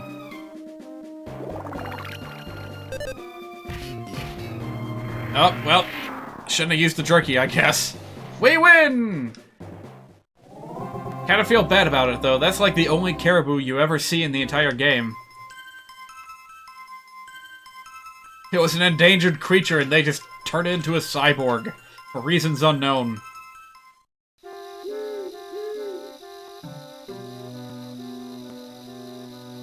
So now what you gonna do, huh? Now what you gonna do? Huh? Very suspicious object, but it's anyone's guess as to what it is and what it does. But there is a notebook. Let's see. Following is written in poor handwriting. Hey, the creatures around here suck. We need to make them cooler. So the theme will be tougher, rougher, better. We'll mix and match this and that to create whole new things the world's never seen before. I dub it the Fascinating Chimera Project. Let's reconstruct and modify stuff slowly and steadily. Just gonna pretend that the poor writing made it sound like Cartman. IQ went up. You got smarter from beating the crap out of a cyborg caribou. And it's just a default thing. Everyone has an IQ stat that just comes up with level ups. Although now that I think about it, does IQ even have a purpose for characters like Flint and Duster? Because back in Earthbound, IQ determined how many psychic points you had, except for Jeff, who could not use PSI, and so IQ was repurposed to determine what kinds of items that he could repair. Are you playing this on a GB8? I don't think I have ever heard of anyone live streaming from a Game Boy Advance before. Not that I'd be able to play an English version on a live Game Boy Advance anyway. Well, maybe there's a way, but it would be extremely difficult. Figure IQ is just a stat, but out of context it's hilarious. Well, it's kind of like those, you remember that parody RPG boss fight from Kirby Superstar? Where it'll say things like, oh, your love went up by 4 points. Yeah, it's a parody in that case, but there's a very real chance that a really obscure RPG that uses really bizarre nomenclature would say things like that. Your love increased by 4. Who knows what it means? Skills? I don't think I could have gotten through that fight without skills, so thanks, Sparrow Man. You have the fan translation cartridge for your GPA. Awesome! That's really cool. Yeah, the fan translation is an incredible effort from the gaming community, and I'm just so happy to be able to play it. As happy as I was back in, like, 2000 and... Well, shoot, when did the translation come out? It was several years after the game itself came out. I distinctly remember the very first time I played this was in Japanese, and I was relying on a, like, spoiler-free walkthrough to get through it. Didn't have a clue what the story was, but I was enjoying myself all the same, and somehow figuring out what all the items were. And I made my way through. Flint! What is it now? It was 2008 that it came out? Cool. Yeah, that's actually kind of an impressive turnaround for a completely, you know, fan-backed project. Translate a whole game in 2 years. It was a pretty small team, if I remember, too. It seems they fell into the river and washed up here. I'll look after Boney. You hurry and see them.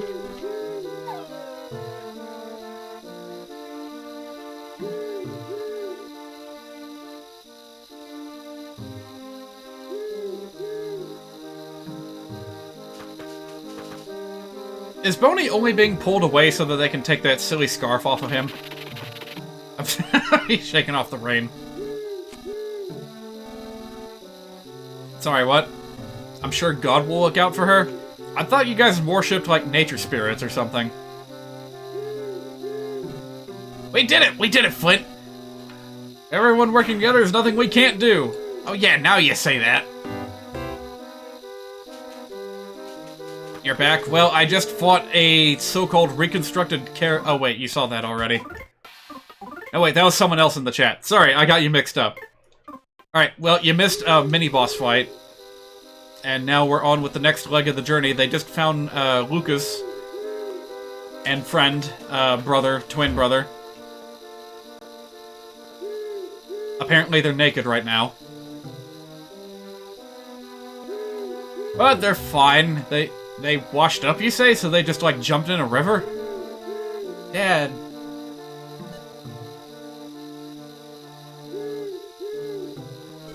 I made some in-it tea, Flint. Please have some. It'll warm you up. Is that a pun, by the way? In-it tea? Bit weird, innit?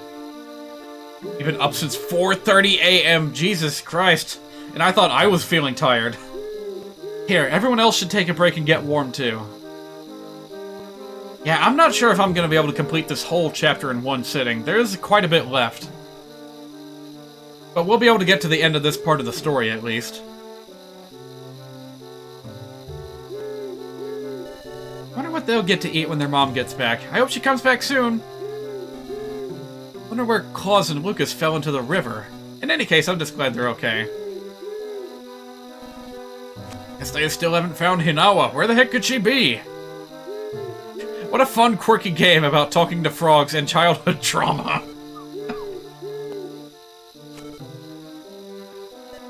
Pep. Pep. Peppy. Peppy. Oh, I was gonna talk to Duster. Flint! Yeah, I'm just gonna talk to Duster and this guy up here too. Hey, how you doing? It's good to worry your parents a little when you're a kid. That's how we grew to be adults, after all. Hold on, Flint. Bronson's really worked up about something. You should at least hear what he has to say. Nah, I don't wanna. We'll just carry on like he has absolutely nothing important to say. Flint, where are you going? Listen to what I have to say, just for 5 minutes. No, just for 2 minutes. Okay, if you insist.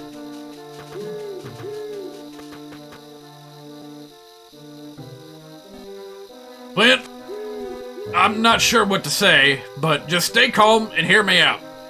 I have good news, and I have bad news. Which do you want to hear first? No.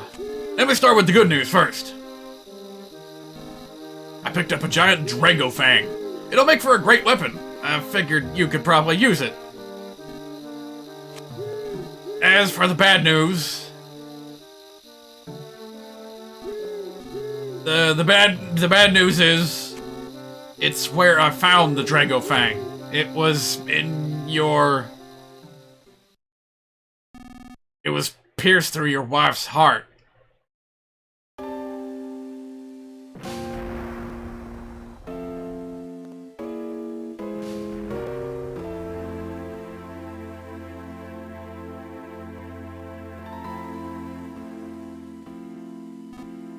Flint, just try to stay calm.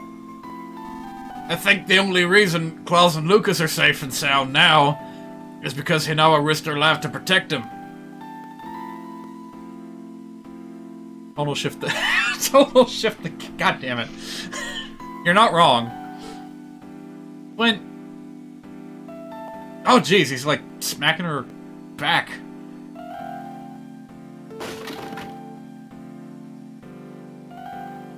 How angry do you have to be to punch a campfire?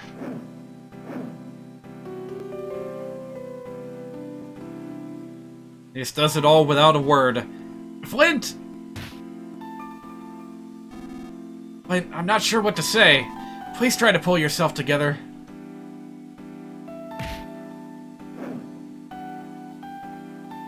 That was probably one of the most shocking things I saw when I first played this game. Like just going nuts and knocking everyone out.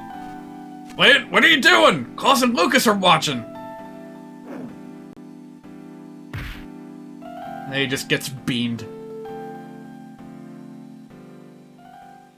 It's very impressive how they can so successfully portray such an emotional scene with such simplistic sprites. It's incredible.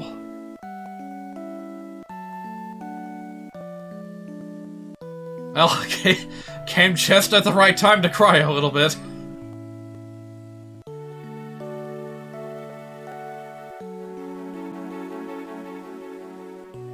Thinking about the only way they could make this even more of a tearjerker is if they showed Boney as like a little puppy. Like it was even further back in the past. But no, this was just like the previous morning. Game made you cry a lot during your first playthrough. I can't say the same because I first played it in Japanese, so much of this just wasn't making sense to me. Although this, of course, I understood loud and clear. I don't need a translation to tell me what just happened here.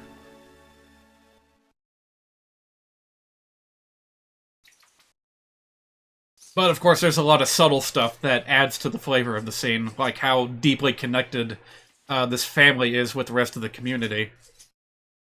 Like, all throughout the night, that's all they were talking about, was getting to reunite with Hinawa and the kids, and getting to do fun stuff with them.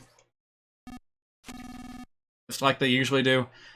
You gave Ollie and Abbott a real walloping, but they're alright now. About Hinawa, I can only offer my deepest condolences. Still, why would a Drago attack someone? They're such friendly creatures. Take it easy in here for a while. I know you must be having a hard time with this, but try and get some sleep. Drago Fang that was stuck in Hinawa's chest. I'll hold on to it for you. When you get out of here, come by my house and get it. Don't forget now.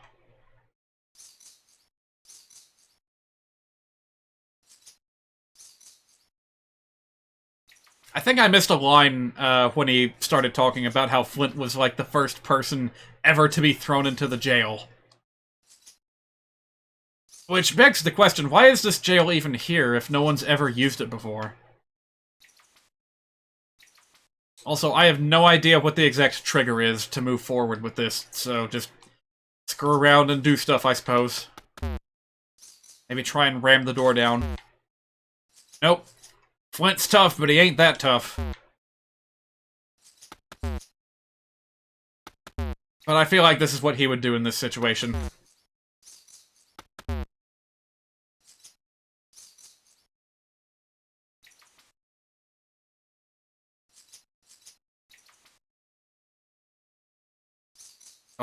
Okay, this is dragging on a little bit long. Was I supposed to inspect everything? I mean, what is this, an Elder Scrolls game? I'm not supposed to bust out of here.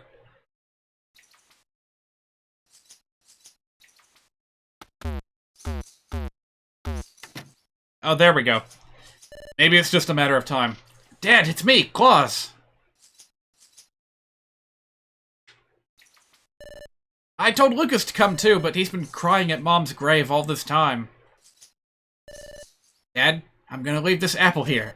The core might be hard, but the core might be too hard to eat, but be sure you eat it. I'm gonna get stronger. I'm gonna get so strong even Dragos won't stand a chance against me. Dad,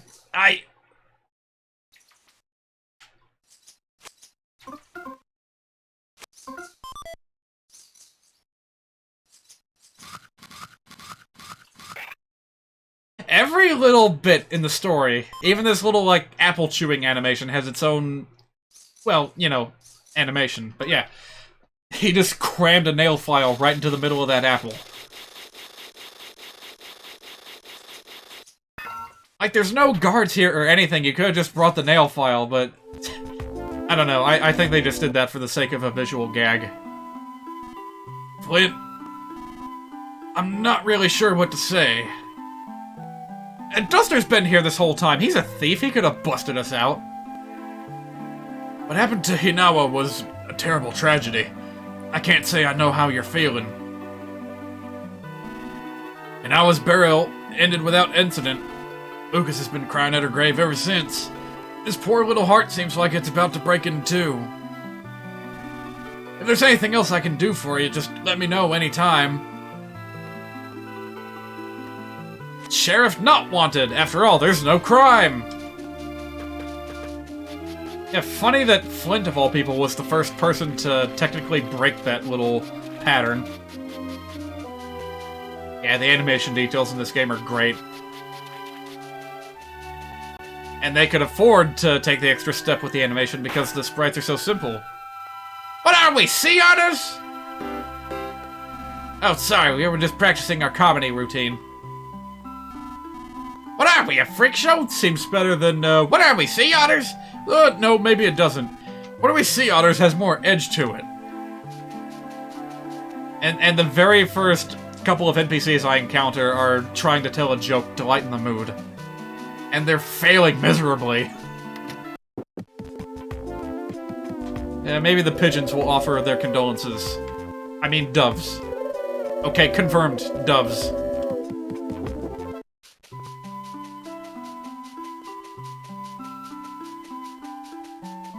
Get free roam to free reign to explore here. You can talk to timeless characters like Nana or Popo. Wait, no.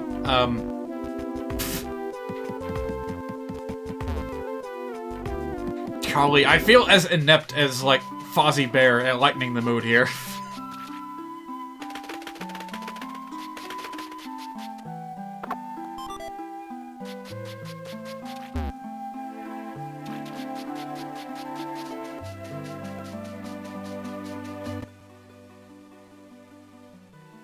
Oh yeah, I never showed off the map earlier.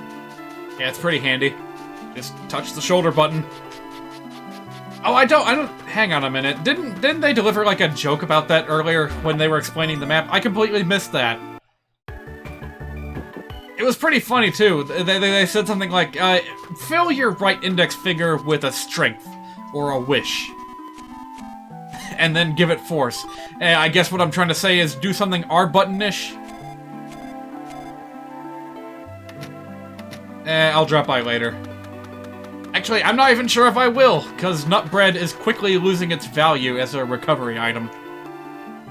We got the goods. Oh yeah, here's a novel idea. It's a shop in which you don't have to pay for anything. How about that? You just take whatever you find.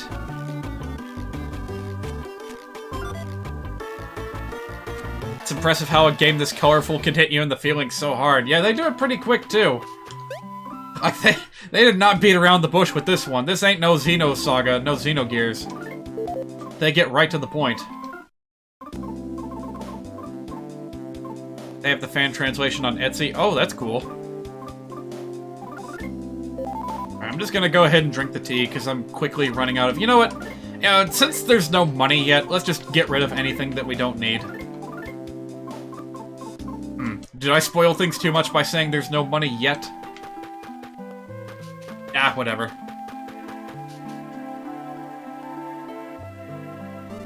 Emulator would be okay, but you're not big on playing handheld games on something that isn't handheld. Ha! Would you change your mind if they, by some miracle, released this game on the Nintendo Switch? Well, actually, that doesn't count because it's a hybrid console. Yeah, never mind. Boney? Boney's not even feeling energetic enough to come with us anymore. Oh, gee, that's even more sad now that I think about it. Like, aren't dogs really, really, empathic when it comes to their owners? Like, they can sense from a mile away when their owner passes away? Ugh, I dare not think about that too much, or it's gonna get me, like, all weepy. I'm kinda sensitive to dog things, alright? Oh, okay, thank you, Sparrow. That'd be perfect. He basically only used the Switch as a handheld. Alright, fair enough. I'm not sure how I'm gonna end up playing my Switch. I do very much like having it in a bigger picture, and especially, well, if I'm gonna be live streaming anything, which I probably will soon, I'd very much like to do a couple of Animal Crossing live streams. You know, of course, I'll have it docked, but, even when I'm just sitting around in front of the same computer, the same monitor that I would be looking at it with, I would still take it out and use it in handheld mode. I guess kind of in the same way that you would use the Wii U gamepad. Oh, and of course, there's always the issue of, oh, what if I just want to watch TV, or what if I want to use the bathroom? Excuse me? I'm so sick of all these stupid pigs around here. What kind of secret behind-the-scenes Mother 3 info would only pigs know about? What are you guys talking about? I'm a pig, but I don't know any secret Mother 3 info that only pigs know. What about you? There's actually secret behind-the-scenes info about Mother 3 that only pigs know. Well, which is it? You guys are more lopsided and confusing than Mr. Saturn.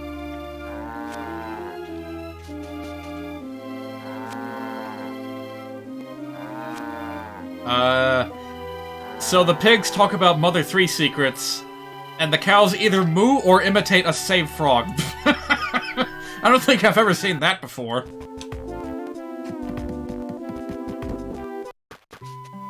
You would have downgraded to Switch Lite, but the no rumble is a deal breaker. A lot of people are saying that the extended battery life is a deal maker. But of course, that's entirely up to you. You use rumble a lot in Splatoon 2. Understandable. I can imagine. I don't know what those applications are, but I can imagine that there's plenty. There's probably a rumble feature for, like, detecting players hidden in the goop, right? Oh, you can use it for, like, feeling from which direction you're shot. That's brilliant. It's truly hard to bear when younger ones pass away first. Oh, yes, Flint. There's a useful item used in the thief arts. Take it with you. Ooh, I got another one. I won't stop you. I have an inkling of where you're off to, but your life's not the only one at risk here. Old Nippolite is getting up there in years. Don't make him dig another grave. I keep going to this menu by mistake. And you know why? Because I'm still, like, used to the way Earthbound did it, where the top, like, the very first option you get in the menu is to talk to someone. So you go over once right to get to your items. And I'm still doing that. Like, I feel like that should be my items, even though it's not. Not anymore.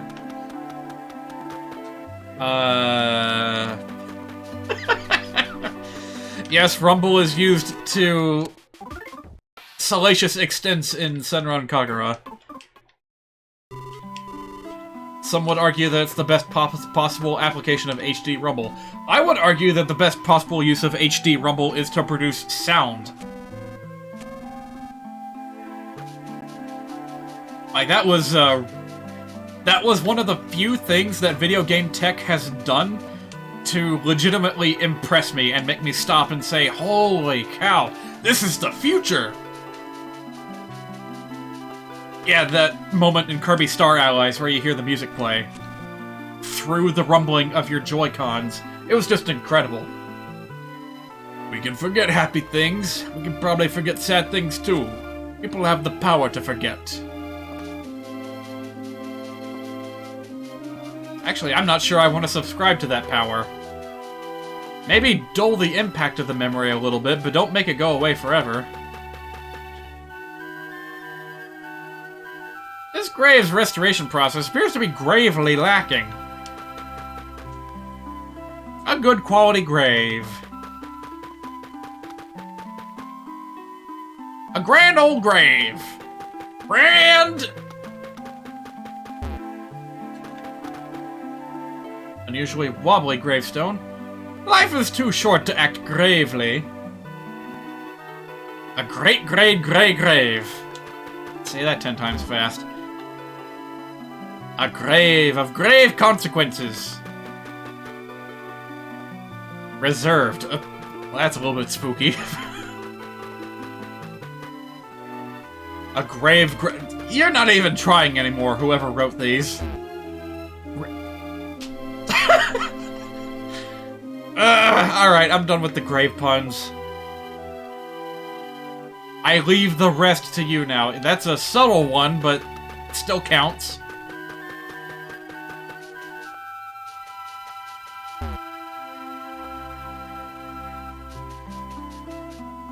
We've even got a moat near the graveside, but can't do anything else. Dompe's not here to help. Oh, right, there's an active funeral going on. I almost forgot about that in light of all the stupid grave puns. Man, yeah, literally the whole town's gathered here, people you've never seen before. This little kid who you've literally never seen before. And she's just completely unaware, as kids would be.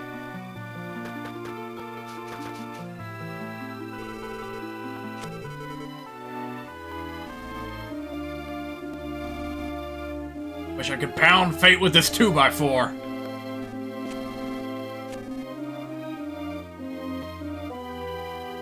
Sunflowers. Imagine having a grave so special that you get an entire, like, plantation of flowers popping up right next to it.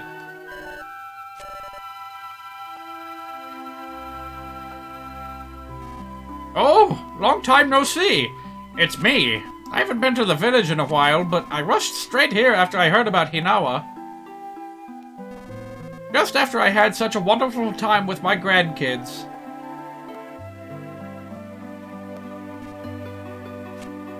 Sorry. Say, come to think of it, where's Claus? Is he not with you?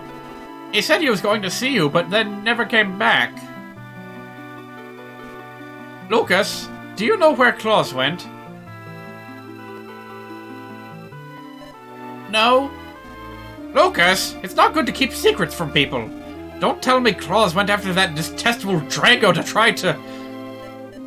No. He didn't take Dad's homemade knife and go into the mountains to kill the Drago. Ah! It's a good thing you raised him to be honest, Flint. Does Claus honestly think he can kill a Drago with a homemade knife? Lucas, why didn't you stop him? Well, I said I wanted to go too, but he said no because he was going alone. So you just let him go? You fool! He's just a kid. What do you expect?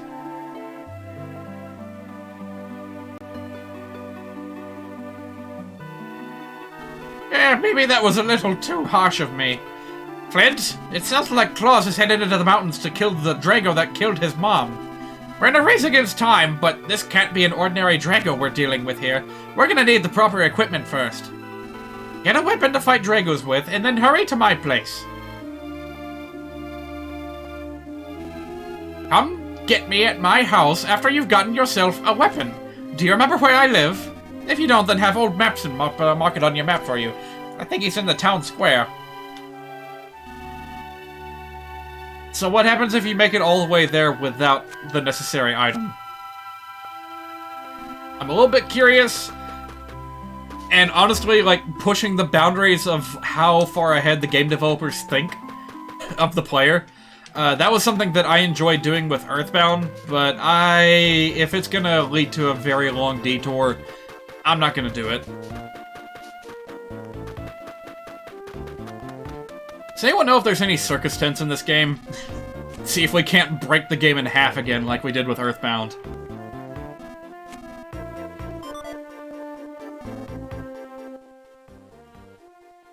Well, if you didn't know, yeah, his house is at the very top.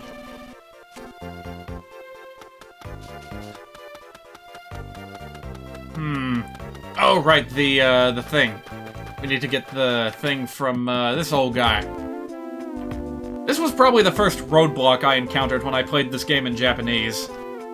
I didn't realize you were supposed to get something from this guy.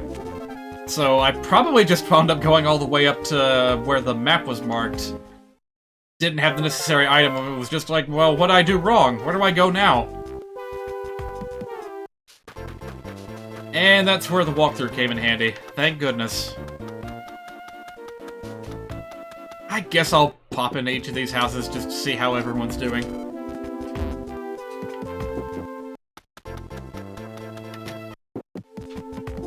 Oh, okay, never mind. Half of these aren't even being occupied right now. Here's where plants live, in case you needed to know that.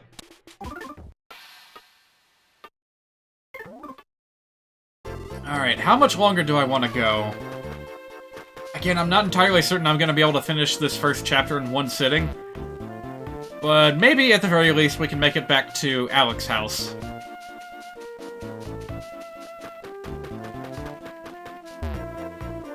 Oh.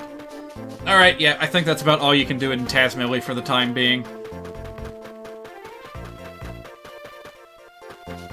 But yeah, speaking of, like, things that the game checks for that you wouldn't expect, there's all kinds of, like, hidden stuff that you can find if you backtrack to certain locations at certain times. Like, there's a certain laboratory later in the game that I didn't even realize you could go back to fight enemies in it. But there's an entirely unique set of things to do there that you would have never found out if you hadn't backtracked. Now I feel a little bit bad picking on these mantises. Where were you guys in the first stretch of the game? Oh, also mice. Greedy mice. Oh, this reminds me of something funny. So, my mother occasionally, like, catches these, you know, odd YouTubers that record odd things from their gardens or whatever. She shared with me a video of this guy who had a garden that was being demolished by a, what was it, a groundhog? And so he set up a little, like, motion-sensitive camera to catch this little fella. And sure enough, it was indeed a groundhog. And he was not camera shy, not in the slightest. He would just gear up in front of the camera with a big old tomato or whatever and just start chomping. And the guy who set it all up, he was originally going to try to, like, trap whatever was messing with his garden, but he decided that he was, like, really, he like, it won his heart over, is what I'm trying to say. He was like, oh, he's just too cute, I can't get rid of him, this is his home too.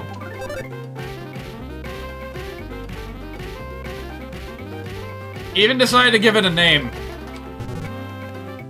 After the groundhog's eating habit, where it would, like, just go through every single vegetable in the garden and take one massive bite out of it, and then leave it, and move on to the next thing. So, with the chunk that he took out of all the vegetables, the groundhog was named Chunk. And the guy was just recording footage of him ever since then. Anyway, my mother was inspired by that to do a little something of her own, recording mice that were showing up in her kitchen. Taking little bits and pieces of things. Which we didn't think was a problem because she keeps many cats in and around the house. But apparently they're not too interested in hunting, so this particular mouse has gone unnoticed. And now my mother has started recording footage of him to share with us. And gosh darn it, it is cute. As gross as it is to think about, you know, a little mouse, like, creeping around the kitchen. You see its little ears, you see it, you know, stuffing its cheeks, and you're just like, man, I can't get rid of this thing. That being said, for those listening at home, you absolutely should if you catch on to that sort of thing.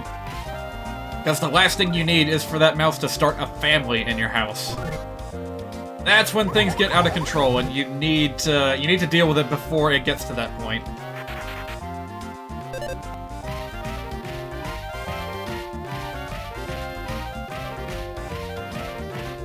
If you want to go about it in a humane way, they do make mouse traps that just, you know, trap the mouse without killing it.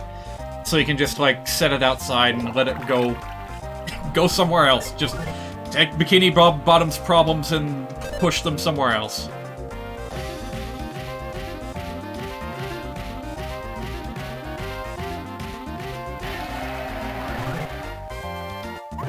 I got one of those mice in the garage where I live, too.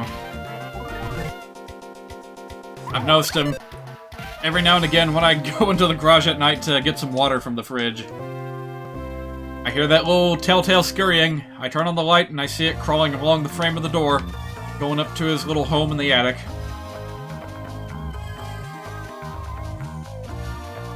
Again, should do something about it, but I have a soft spot for rodents. I always have. Whether it's mice, hamsters, gerbils, rabbits. Just can't help it. You try not to kill every animal in your house. Spiders, for example. Try to trap them and put them outside instead of killing them. Yeah, that's generally my habit as well, unless I'm in a position where I can't do that, and the creature in question is, like, quick.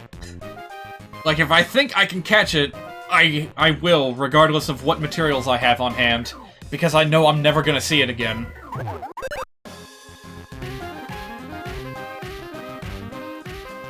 Like cockroaches, you'll flip your room upside down to kill one of them. Yeah, that's one of them. That's one example.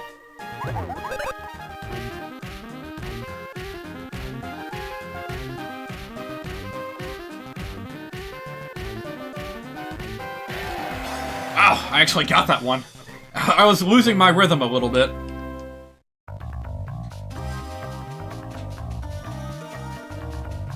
Probably the creature that I most reliably trap and release rather than kill is wasps. For reasons that are probably obvious. If I try to kill it and fail, it's going to, like, come after me. So yeah, for that I usually, like, take a cup and a piece of paper, pop the cup on top of it, slide the paper underneath it so I create a little, like, dome for it to stay in, and then set it outside, remove the paper, and run like hell. I'm a big scaredy cat when it comes to wasps, I'll admit it.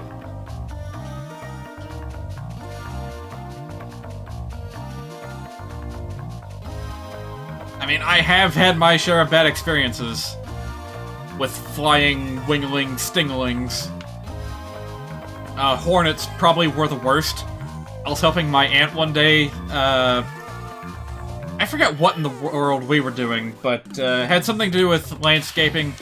I think she was trying to, like, clean out the leaves that were gathered around the fence. And what do you know, one of those clumps of leaves was hiding an underground, like, hornet nest. So the second those leaves got exposed, that hole got exposed, they came out furious. Me and my uncle both, we raced inside the house and still got a couple of those fuckers clung to our backs.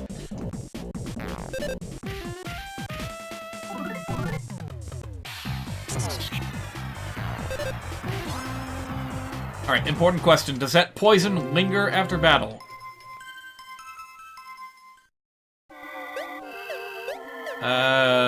Yes it does. Okay, I'm glad I checked.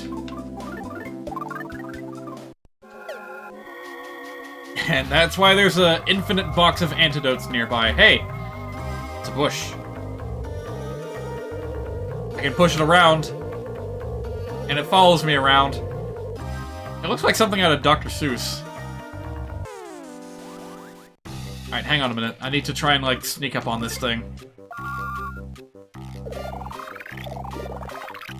Oh! Well, that's nice of you. Hey, take care of the trees. Because they just want to help. Or, bush, in this case. Alright, come on. I need to find some way to get the drop on this thing. That didn't work. How am I going to get past this thing? How am I going to get behind this thing, I mean?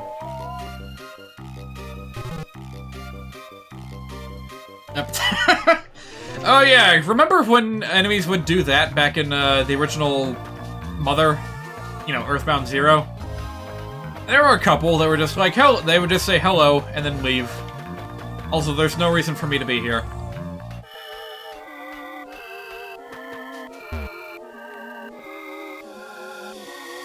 These guys are watching me very closely, but maybe I can outrun them. Oh, never mind. Spudbug! I need to get them from behind, too. Oh! Oops. Nope. Nope, nope, nope, nope, nope. Not dealing with these bugs. You know, honestly, I would say that the Mother series are the worst offenders when it comes to having bugs as enemies. Like, no matter how tiny and insignificant they are, they will pose a threat. And Earthbound, in particular, had some fun with this by making the sprites on the overworld so tiny that they were like literal specks you could barely make out.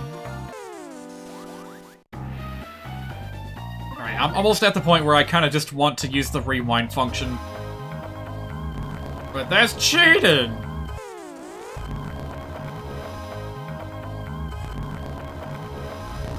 Like, is it even possible to get the drop on these guys after running from them?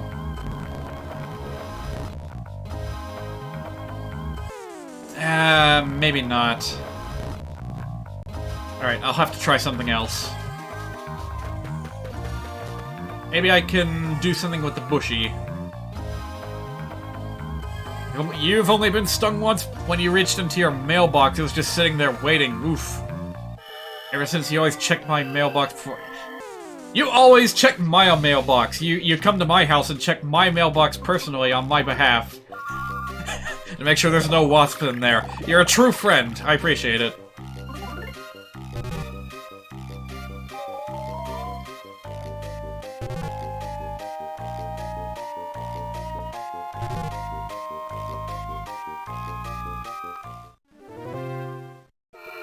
Yeah, bees. Bees are generally pretty cool. Hang on a minute. I'm gonna get this. It has to be possible, right? No! Come on, that should have counted. There we go, finally.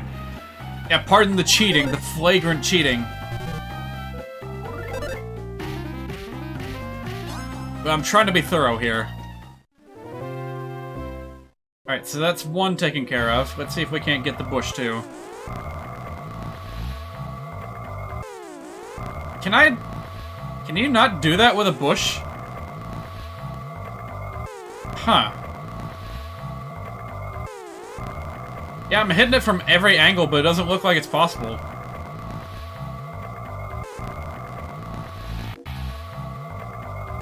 Yeah, you can't even be ambushed by a bush. Ironically enough. Alright, well, I guess I'll just have to come back here later with Duster. Duster gets an item that lets him flip enemies around at will. And hopefully the bushes will still be there when I take control of Duster. Alright, let's be careful here. I just remembered that I missed something very, very important earlier. Actually, I missed two very important things earlier. If you've ever played an RPG before, you're probably familiar with something called a metal slime. That being, like, you know, enemy that's very rare and often difficult to kill, but provides a huge reward for beating it. Well, guess what? Flint gets the opportunity to find not one, but two creatures of that nature. First one's pretty easy to find. It's right there. Oh, there's two of them, actually. Let's see if we can't sneak up on them. Yeah, there we go. It's a weirdo called a soot dumpling.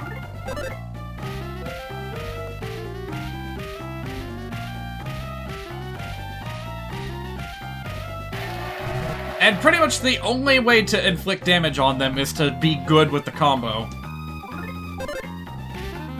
Oops. Actually, let me try that again. Again, pardon the flagrant cheating.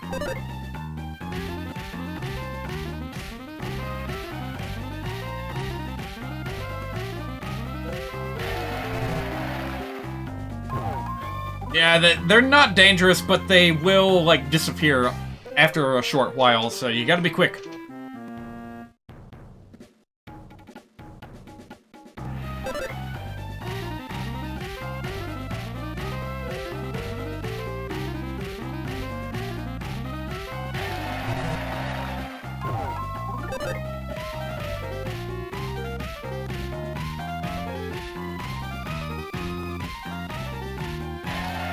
Man, these things are tough.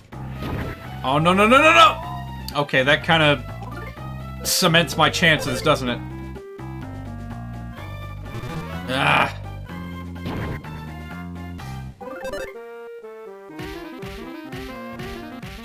Ooh, I got him! Wow, I thought that was gonna take too long with Flint crying and everything. 1000 EXP, awesome. Alright, oh, and if you run past them, they just evaporate in the wind, because he ran too fast. So, I guess wind is a pretty big problem for shapeshifters, huh?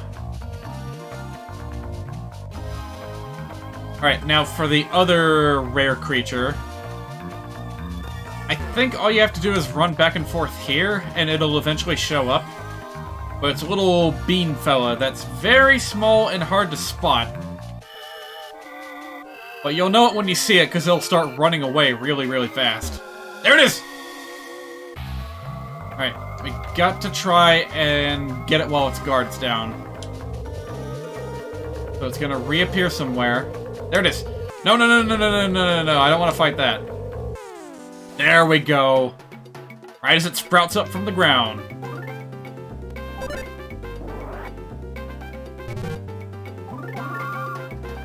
And you want to be careful with these things, because they have PK fire, just like the goddamn caterpillars from Earthbound. Bah, bah, bah.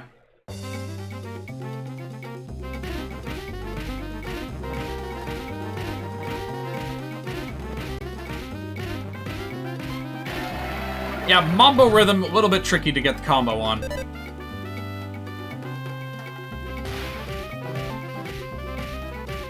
Oh, I got him! Alright, feeling good about this one. Yeah, sorry for not talking much throughout that whole thing. I had to really focus on the music. Alright, there we go. 2 rare creatures logged. And yes, there is a log.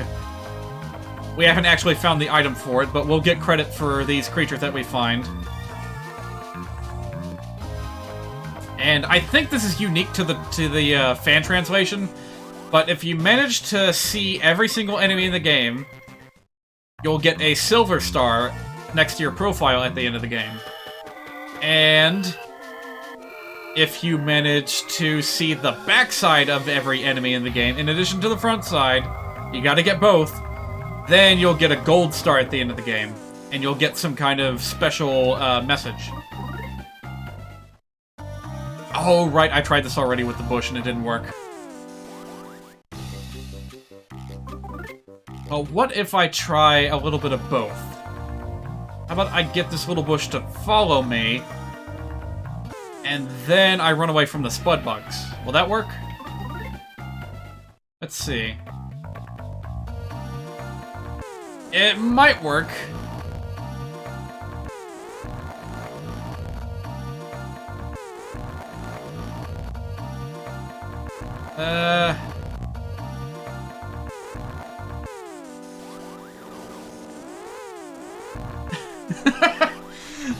That's kind of funny. I could keep doing that all the time.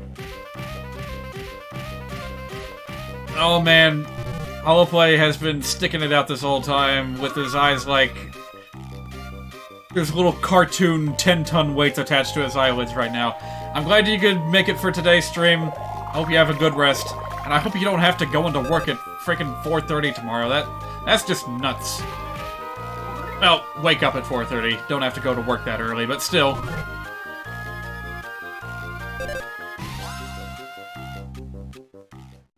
Yes, I'll see you next time. I will be streaming this game again tomorrow.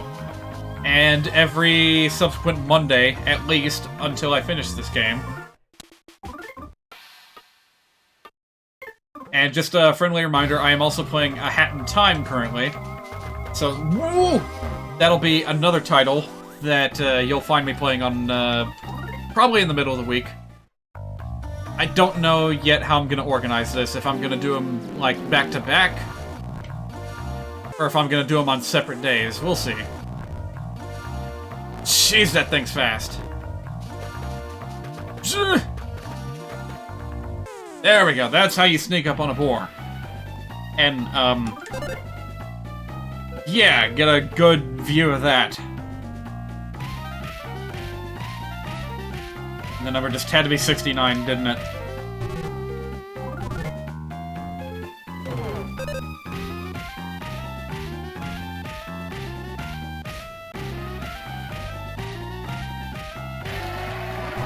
Oh yeah, these things are tough. Oh, never mind.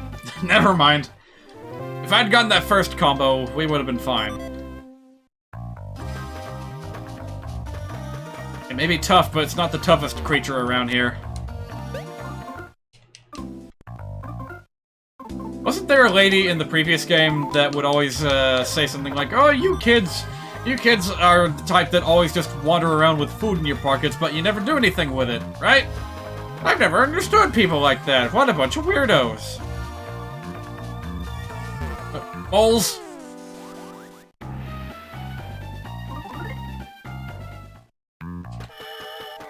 Lots of surprises on this mountain, including rocks that move.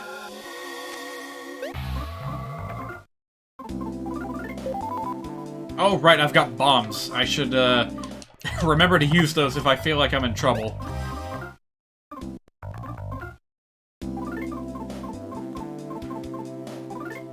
There we go.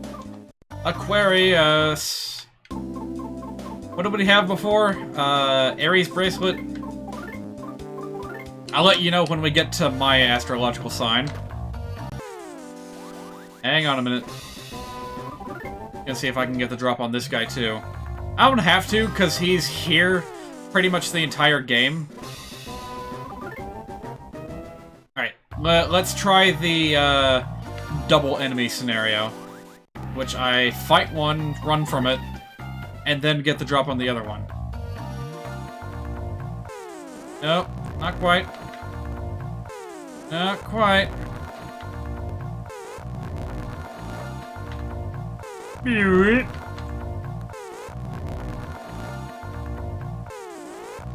This has to be possible.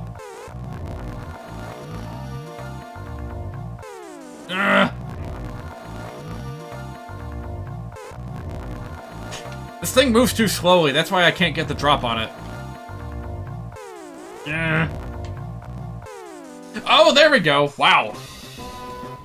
Boy, it's a good thing Flint has time travel powers.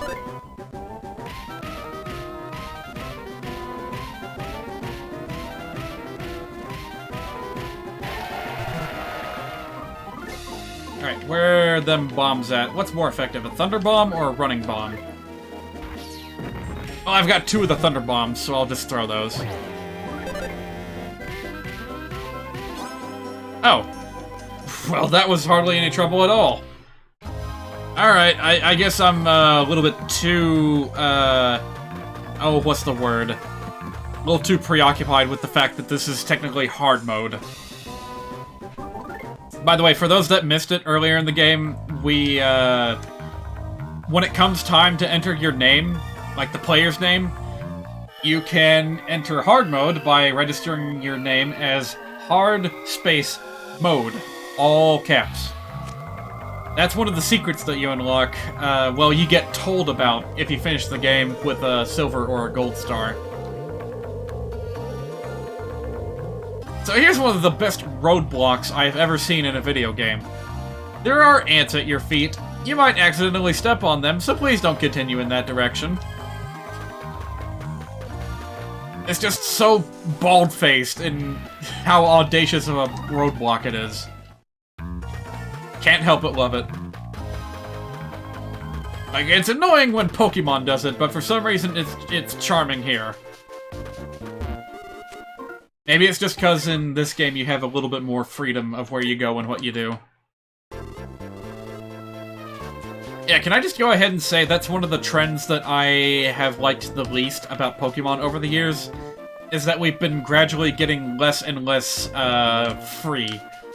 Like, okay, Pokemon has never been a terribly, non-linear game. It's mostly been a linear experience. You're expected to go through and get all the gym badges in order every game. However, with Red, Blue, Gold, Silver, and to, like, a very minor extent, Diamond and Pearl, I think, you did have a little bit of freedom at certain points in the game with which gym you decided to fight. Actually, Gold and Silver are especially good in that regard, because the whole post-game you can tackle in whatever order you want. You know, that's a whole nother 8 badges. It's pretty good.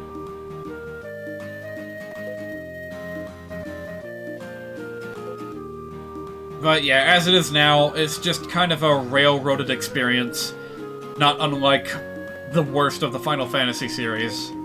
I forget which game that is exactly, but You know the one. If you played it, you know the one. Oh, you made it. Traveling through the forest has become quite dangerous indeed. What were those extremely bizarre flying mouse things with bug wings? Seems one bit me right on the head, too. I've healed up perfectly, though.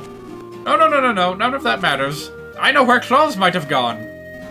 According to my froggy intelligence, he's at my friend's house. Let's head there now.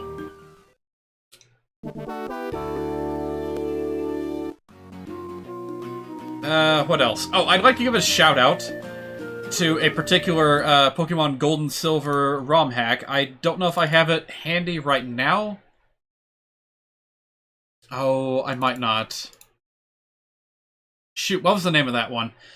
There's a ROM hack out there for Pokemon Gold, Silver, or Crystal, probably Crystal, that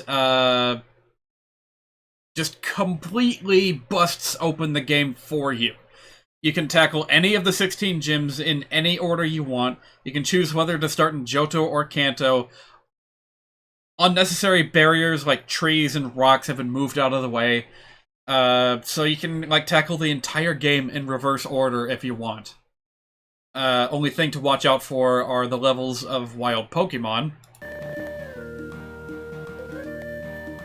But the gym leaders, and even the Pokemon trainers, the regular trainers, they all have their levels automatically scaled to fit the number of badges you have, and it's a really fun experience. I've had a lot of fun with it. Haven't gotten very far, though. And when I said froggy intelligence just now, you thought, what? Didn't you? Frogs work for my friend as messengers. My friend is able to talk with frogs, lizards, and what have you.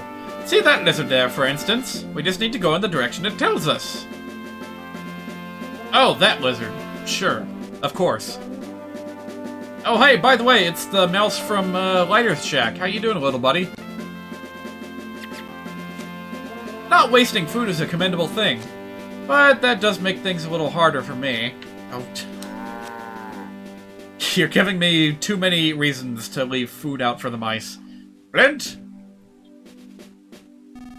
You have doubts about this friend of mine, don't you?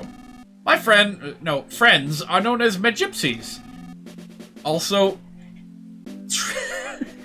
for the first, year that I was playing this game and reading about the fan translation, I was mentally pronouncing that word as Magitsai. Magitsai, or Magisai. Magitsai! And, yeesh, that just does not roll off the tongue very well. I'm glad I eventually realized what it was supposed to be. They've lived isolated away from civilization for a very, very long time. I'm a lizard. I will show you the direction you need to go. Round and round we go. Where I stop, soon you will know. Yeah, these guys are cute. Kind of unnecessary if you've played this game already, but cute.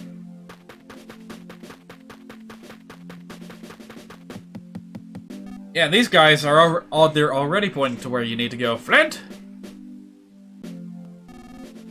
I see you're not walking as fast now. What are you talking about? I've been dashing this whole time. It seems the word Magypsies has made you curious. The Magypsies have mysterious powers, and have been protecting something for a very long time. They're neither human nor beast, neither man nor woman. I've absolutely no idea how old they are. That explanation didn't help much, did it? Basically, they're strange. All of them.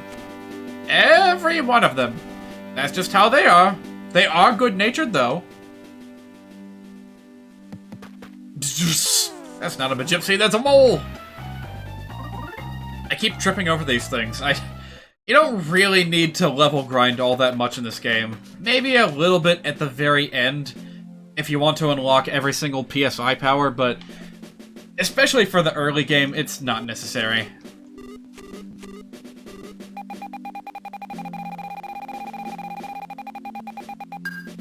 Yeah, spoiler alert, you don't end the game with Flint.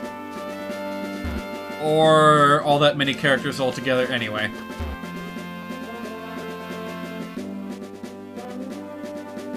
Ugh, sorry, I had to yawn again. Wrong! I am the wrong frog. Right! Frog! The right frog! What is it about frogs that makes them so goddamn charming? Like, would that girl from My Hero Academia be nearly as popular if she were modeled after, I don't know, a scorpion? Well, depends on the kind of design they're going for, but, Suyu is not, like, played up for her fan service. She's played up for her, like, inherent, goofiness, but also her good-naturedness. Rabbit, rabbit, rabbit, rabbit. That's one of my favorite frogs in the game, by the way. It's a subtle joke, but I like it.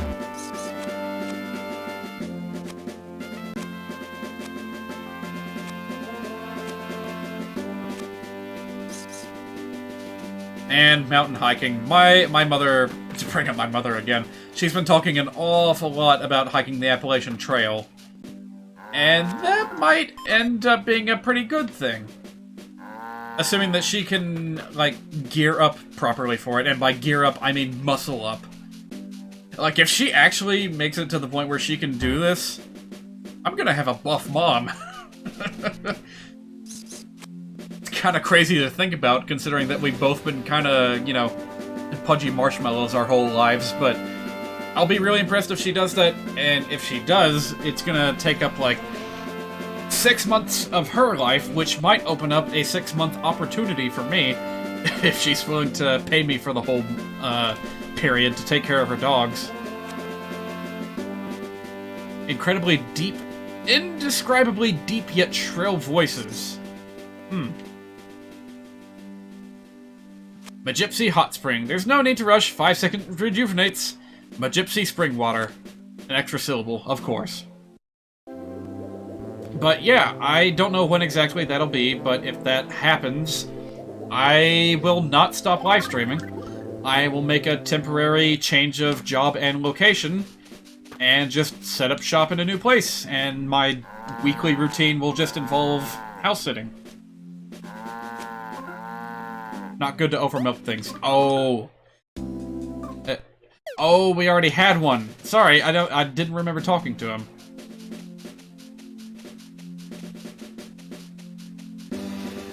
I think this is about where we're gonna end for today. I'll talk to the Magypsies, but that's about all I have for you. Flint, go wherever your heart takes you, but not that way. I like this. Can I, like, screenshot that? Yeah, that's going on Twitter.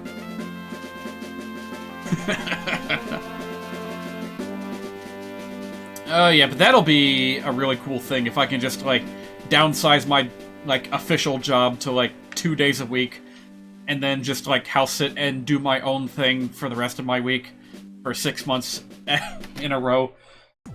That'd be an amazing opportunity to get some work done on my game.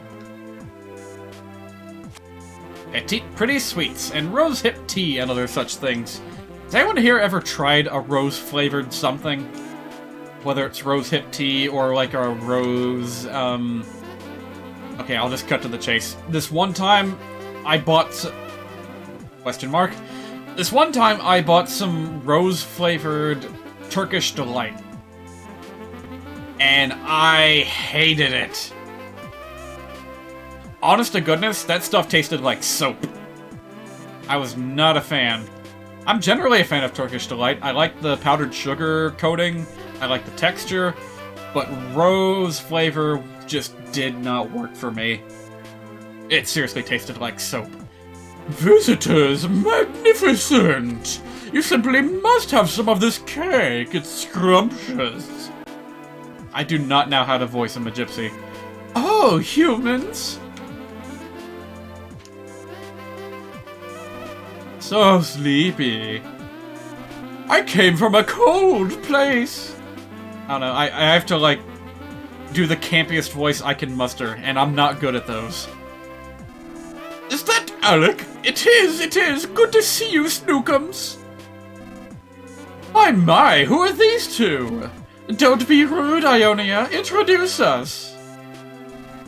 Of course, where are my manners? This is my good friend, Alec. And who's this with you? Flint, you say? Well, it's very nice to meet you.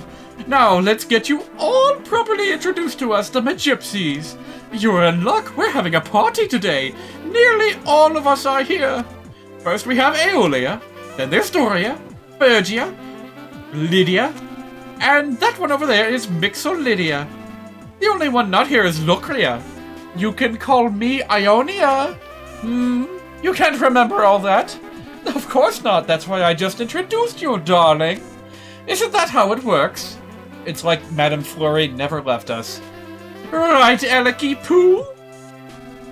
It's been a while. I'm glad to see you're well. I hear you helped my grandson, Claus. Do you know where he might have went? Oh, you mean that rambunctious little squirt from a little while ago? Then I suppose this Flint fellow was his father. Yes, I can see the resemblance now. You have the same eyes. So, what about Claus? Where is he? Oh, he took off. He was in a great hurry, mentioning something about avenging his mother. I was feeling generous at the time, so I sent him on his way with a super powerful PSI technique. I doubt he'll be able to use it very easily, though. So he left then? And you didn't stop him? What if something happens to him? Oh, get over yourselves. We couldn't care less about you humans. Here 1 minute and gone the next. You poor things barely live 100 years, if that. That's a blink of an eye to us gypsies. Why would anyone bother to care about such short lives? Now, Mixolydia, Phrygia. Humans worry about such short lives. Isn't that right, Eliki Poo? I understand how you feel. I really do. I don't care if you understand or not. Just tell us where Claus went. The boy headed for Drago Plateau, quite rambunctious, I might add. Barely seemed concerned about his own short little life. If you go now, you might just catch him in time. Drago Plateau, you say? Flint, let's hurry there.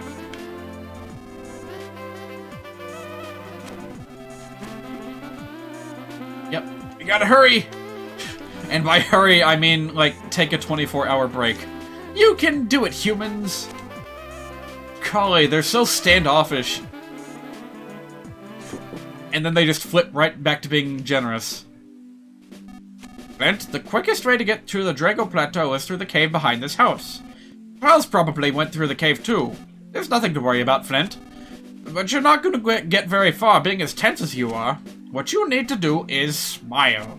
Understand? No. Come now, that's no good. Smile and relax.